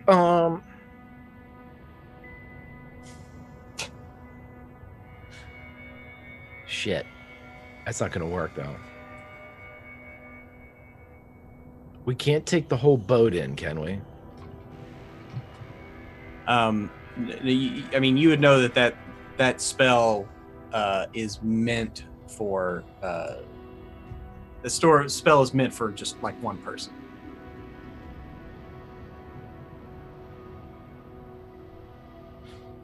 So a whole boat is a whole other thing. Right. Oh, okay. He's going to get everybody together, E404 and the captain, and go to the helm room with the mural of the roses. Uh-huh. Ellie. Ellie. Okay. It's not long before you see the roses kind of shudder a little bit, and then they part, and Ellie's bright little face pops out, and they're like, Oh, Ellie. She looks around. Where is Taku? I know, that's the problem. Ellie, you got great eyes, right? Yeah. Can you see in places? This is going to get. He looks over at Hilda as if this is like going down the same path that he had before. I'm going to try to explain something. There's like another place that you can go, like that would kind of be, you could see through stuff, and I've never actually been there, but it kind of looks almost like this. Can you see beyond this place into somewhere else? He looks around for help to E404, and I don't know how to explain this. What place? What place? The ethereal plane? That is where I live. No shit. I mean, You have been there, Elry. Remember? It is blue. It expands. And you think back to like when you first let her free, you remember that you weren't like in space like you normally are when you're controlling the helm. Like there was like a blue expanse around you. And when you set her free. My home is there. you can find the gold. Yes, but it is scary out there. I have a pocket that is safe. Oh, like the boat, like your boat in the. Okay. I can leave it, but it is. No. Can you go over there and look it from inside your pocket and look out and see if you can see the cool anywhere? But don't leave your pocket. Just like peek out, like you peek out of the roses. You peek out. Mm-hmm. Can you peek out of your pocket over there and see if you can see the cool? I see. Yeah. Her head kind of disappears. Excuse me, their head kind of disappears.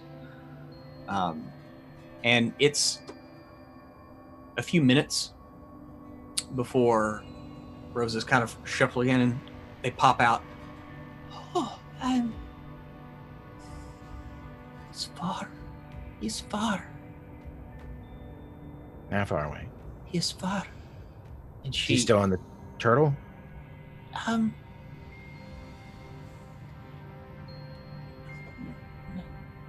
It is not simple.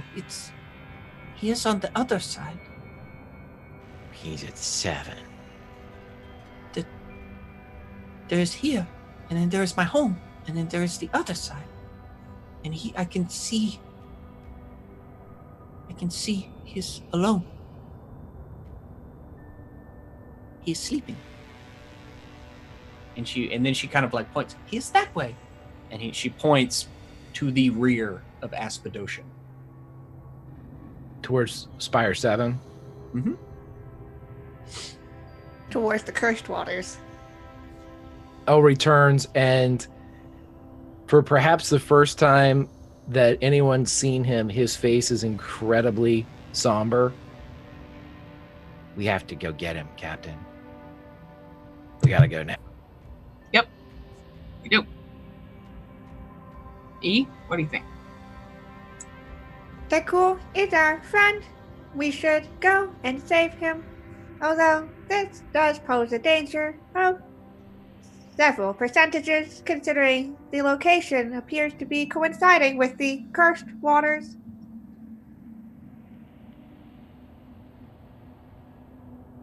What is cursed?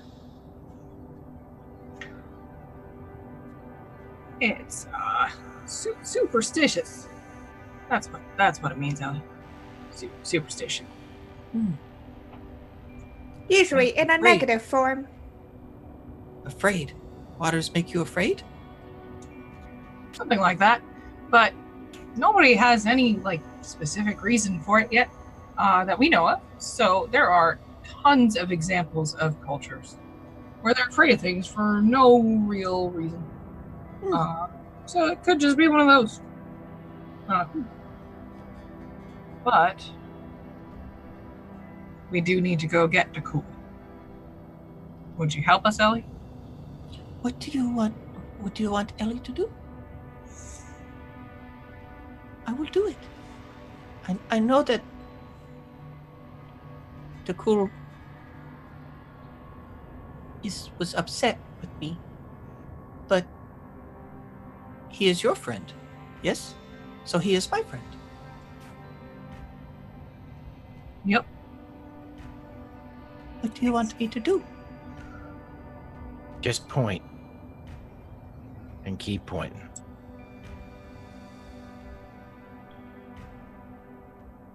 I can do. Then let's You want fly? You want me to fly? Can we fly suborbital? I mean, you can fly the ship above the. I mean, it's a spell jamming ship, so I mean, you don't have to sail on the waters. You could fly above them. Let's never land this shit. I mean, you do know that you can't really hover. That's a thing that some ships, you have seen ships that can do that, but most ships that are that look more traditional and as traditional sailing vessels, they don't. It's harder for them to hover in place. They'd have to be constantly moving, essentially. Yeah, they kind of have to just slowly be drifting. Kind of, they usually will drift in a circle, kind of. But as long as there's some momentum, they can stay airborne. But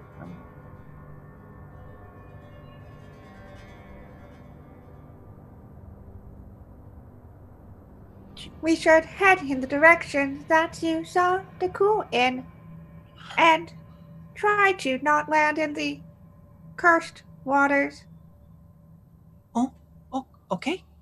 I can. Are we ready? I think while we do this, we ought to leave our guest with our people here who we met. Don't you think, Ellery? Why don't we bring him with? Okay. He doesn't get any more chances.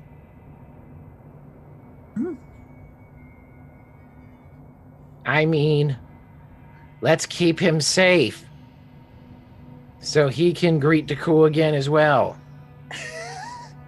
You have another friend? Can I meet him? No. Not yet. No. Okay. Ellery knows best. And he That's knows the best. scariest thing.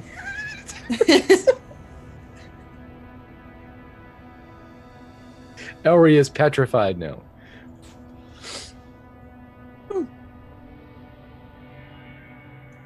I can take us? Yes? Now? Yep. You want to go, but we go slow. Slow. 1, first. 2, 3, 4, 5, 6, 7, 8, 9, 10. Maybe take us to, I don't know. How about an Ellie factor of 4? Ellie 4. and she plunges back into the roses, and then you feel the ship kind of shudder and start to pull away. Oh shit! From the Ellery runs there- upstairs and goes, "Everybody, cries where's it now?" there are cries of alarm, and you see Ledbetter he runs and basically cuts the rope with a dagger, and then he whips another dagger out and throws it and cuts the other one, and it plunks into the plunks into the pier down below. And then he like whips his head around and looks at Ellery as you come up, and he kind of like, "You owe me a dagger toss, bottle," and turns back and keeps working. I'm not giving you anything, fucknut.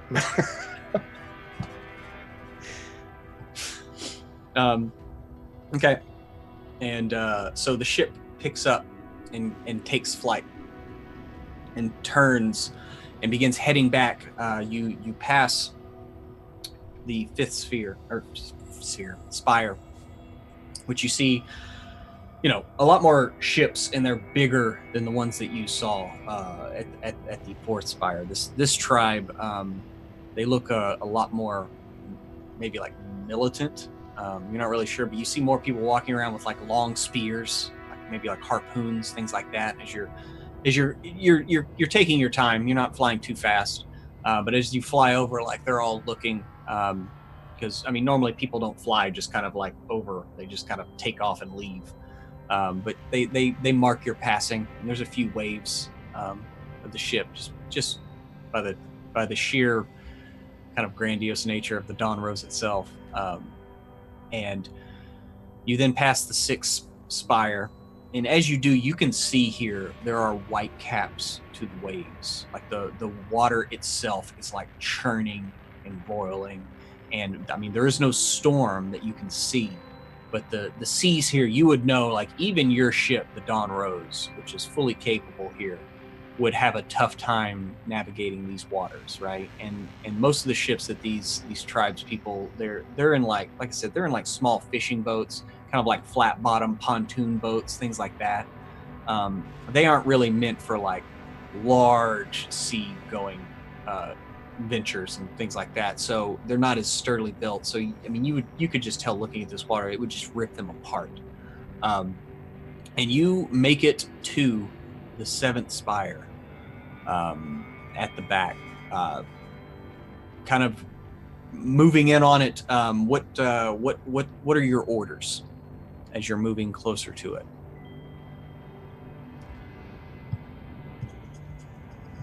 As you kind of hear in your head, Ellie, like, do you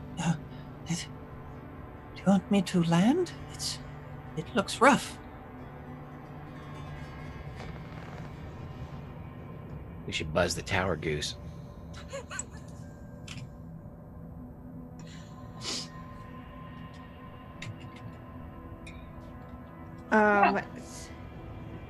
Can you keep going around this tower?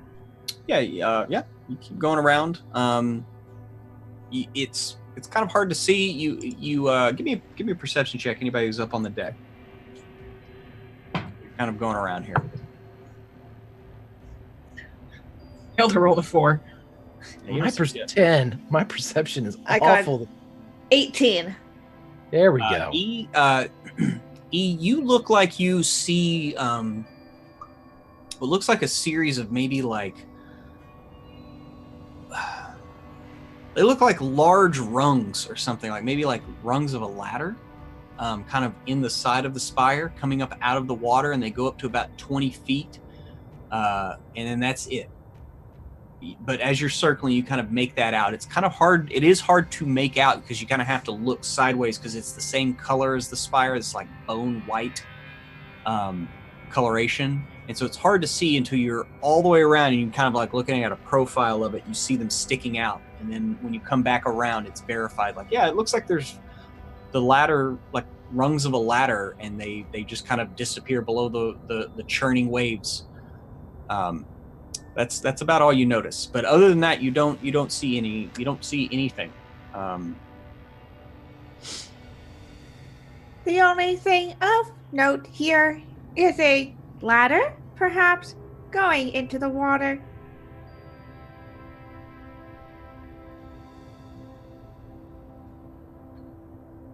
This creature, Crow said that it was a portal to the elemental plane of water. I believe that would be the cause for this large activity.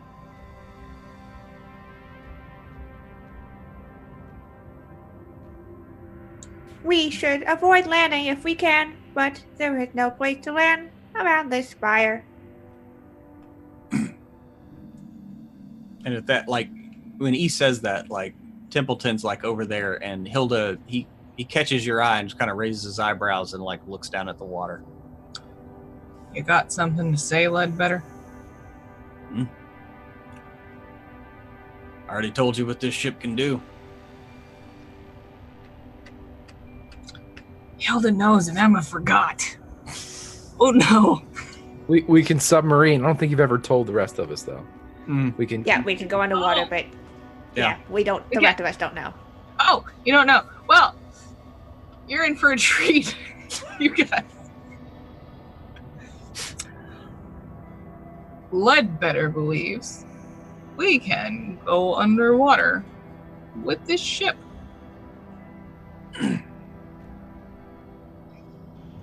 A ship that can go underwater. Yeah, for a time. I never How long? tried it. It's never been tested, but supposedly it can. How long? Is it less time than our usual, like, if we're out in the Phlogiston with our air pocket, or? Ma'am, I know what it's supposed to do. I don't know how long that lasts. It was never tested, like I said. You asked the... I'm just trying to get enough information to go on. I asked the thing. You don't tell me everything up front. I have to ask sometimes. I was under orders. I told you everything I know now, but... Sure. I Well, I'm willing to try it if you are.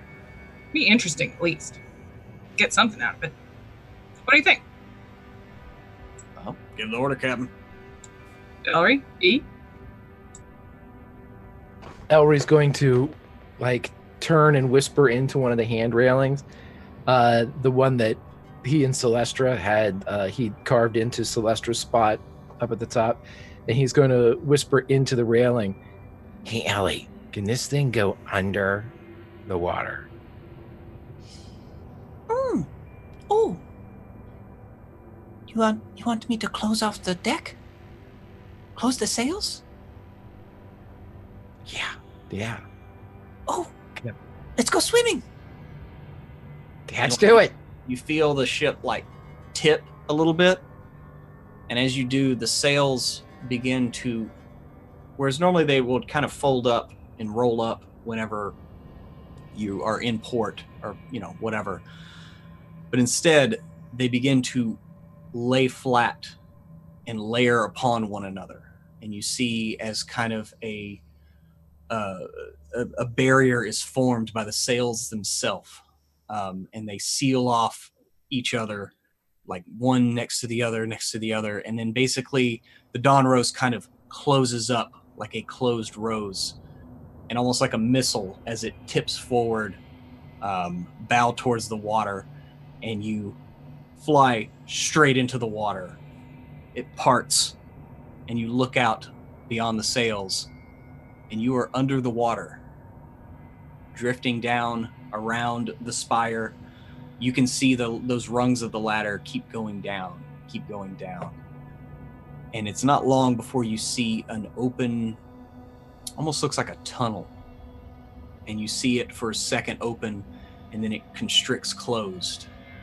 And as you keep going down in the water with the dawn rose, after a few minutes, it opens again, and you feel the ship shift a little bit as a new rush of water comes out, and it's open for a minute or so, and then closes, and that current passes, and you are at the mouth of what is presumed to be a tunnel to the plane of water, and supposedly this is where Dakul is. But we're gonna have to wait till next week to find that out. As we're going to bring this episode to a close, it's a little bit early, but the heroes made mincemeat of a couple of the animals earlier. And so here we are at the end of another episode of Starward Bound. Hope everybody had fun. I really wanted one piece of art for this, but that's fine. We'll get it next week.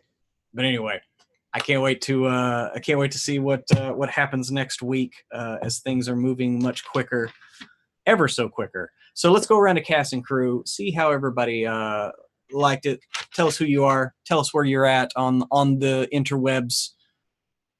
Starting with you, Kiana. Oh, that was fun as always. Yeah, you had some conflicted feelings about how the team handles getting information. So we'll see, and also that conversation. We'll see.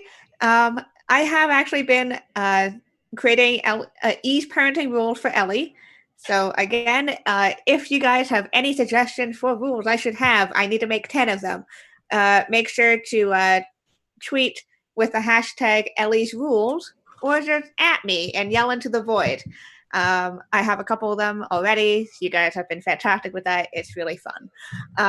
So yeah, just keep those going. I will give you the first rule today, which is do not show yourself or interact with anybody on or around the ship until one of the four of us says it's okay or we are in mortal danger. So we'll see how those keep going. E came up with that after hearing the conversation between Elry and Hilda, because it's an important one. But yeah, can't wait for next week. Can't wait to see what awaits us in the plane of water. We're in space going to the plane of water. I don't know how that works, but it does. But until next time, you guys can find me over on Twitter at KianaS. It's the best way to figure out what I'm doing, because I am all over the internet playing all sorts of role-playing games, all that fun stuff. What will I plug? Oh yeah, definitely keep an eye out on my Twitter, because I have a couple of really cool announcements coming out about new and upcoming shows in the fall season. I'm going to be doing all sorts of planning, but I have a Lady Blackbird campaign that is coming out. Super exciting. It's basically 2 series in one, where we follow 2 different groups, 2 different perspectives of the same story. So I'll be announcing casts and channels and information and all that stuff really, really soon. So definitely check that out. But until next time, guys, stay awesome. Yeah. But yeah, I think it's gonna be interesting to teach the concept of mortality and what mortal danger means to a being like her, or them, excuse me. So we'll see about that. Next up is Greg. How are you doing this evening, sir? Oh, I'm doing great. Missing to cool, but the crew, I think, stepped up, and I have to admit, I think tonight the interaction between Elry and the captain was my favorite yet, as they had at one point I thought that it was Elry was being the more logical, and then I realized that I went wrong somewhere in my description, that he was coming off as being but it was fantastic. I love this crew. I love the story. It's so immersive. There's just so much lore, and that's just a testament to you, Pruitt, that no matter what we do, there's a whole backstory for it. No matter what rock we pick up, we look down and there's a colony of somebody, and you know how long that ant colony's been there. It's fantastic. It's impressive. It's maddening that you have this type of knowledge at your fingertips, and my Swiss cheese brain can't retain things like that. But I love it. I love this show very, very much, and everybody involved in it. Special thanks to the production team, who was on point today with running around and doing everything into Cool's absence and still throwing up all that stuff and keeping us, furiously colored and coordinated. Awesome stuff, everyone. Grimjack21502 on the Twitches and the Twitters. Please join me on Twitter. Just like Kiana said, that's the best place to find out where I'll be next or where I've been. What I will plug this week, let's see. Since we're on WebDM, I think it's only fitting to say that Jim Davis is going to be on Conan on my channel, Grimjack21502, this Friday from 12 to 2, when we wrap up our 3rd standalone episode, As Told by the Sea. They are going towards an oracle that is on an island that requires sacrifices. And there's a lot of people there that made a sacrifice but just want some more knowledge. And now they're lunatics. And that's where they are. So if you want to join us, Jim, and some lunatics on Friday, please stop by. Other than that, I'll see you here next week. Oh, yeah, definitely. Oh, man, that Conan game is fun. Totes jelly for that. Next up, last but not least, Emma. How are you doing tonight? You displayed some interesting, some interestingness interestingness. with your casting and with stuff. I don't know. did. There's interesting things happening with Hilda that are more than just me being tipsy and sleeping for 2 hours at a time. Yes, things are going on. She is changing. She is not what she used to be. That was really fun. Pruitt, you're very good at toying with my emotions. I'm trying. You're taking to cool. You took him away. You're putting him in danger. You give us a Fae baby. A baby, yeah. You gave us Faby. Mm-hmm. And now we're all worried about her. And I'm still figuring out where Hilda's going with it. But it's weird. Wherever it is. It's interesting. Yeah. We'll have to hash all that out. It is always a lot of fun when you give people the tools to have strong opinions about things. And then we get to figure it out. That's always great. Even if there's like 15% more torture than Emma's comfortable with, but Hilda's so right. Morally gray, everybody. Morally gray space odyssey. Yeah. That's how I would sum it up. With a lot of banging, but not this episode. So I am the communications director of WebDM. I make a lot more sense on text than I do when I talk most of the time. But WebDM show on Twitter, WebDM on Facebook. Come and talk to us. Tell us what you think. Follow us. Subscribe on YouTube. Talk to me. Talk to the guys. Have a great time. If you want to follow me personally, I am at SuzKing85. I am occasionally on Grimjack Greg's Conan show, and it is super fun. You should definitely check it out. I know me and Jim are both having a crazy awesome time in the Hyborean Age. It's wonderful. That's it for me. Thank you. Alrighty. Yeah, it's interesting to see where Hilda's character goes from here, and the decisions that she's already started making that seem like what? Anyway, I completely agree with Greg that y'all's combo tonight was just utterly spectacular. And just being a DM to be able to just sit back like this for like 10, 15 minutes and just like go like, yes, play. It's a truly special feeling. You are an amazing crew, and I can't wait to have to cool back next week, and so shit can really get popping off, because I'll just go ahead and say that it will. Anyway, I'm Pruitt, one half of WebDM. You can see me tomorrow.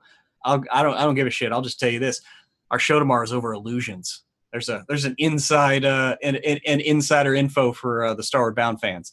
So tune in for that for our WebDM video tomorrow, and be sure to come back for Land Between Two Rivers on Thursday, same time, same channel. We have our of course RPG in. If you saw anything you liked tonight, be sure to clip that, send it over to PowerScore RPG on Twitter, and we'll play that around 1:00 Central on this very channel on Sunday. Special shout out to Alexa Bonner providing all the art here. That's we'll get her Twitter handle over there in there. It's Alexa_art. And of course, Brandon Herbert, our producer, the guy flipping the switches behind the scenes. He's at War Eagle Keep, and he is a consummate badass. Keeping all the pictures flowing, seeing the story, the picture story of this as we use our word as our words. So with that, be sure to go to tabletoploot.com. They are our sponsor. So use the code WebDM15. That's 15% off, and that's just forever. There's no end to that special. It is special forever. So Dice Mug shirts, head on over there, show them some love, because they love us and we love them. So that's going to be it for tonight. We'll see you next week, where we will have the crew back, or hopefully we can get the crew back together and see what the hell's going on in the plane of water. But until then, we love you out there. Come back next week. And as we always say, may the dice ever roll in your favor.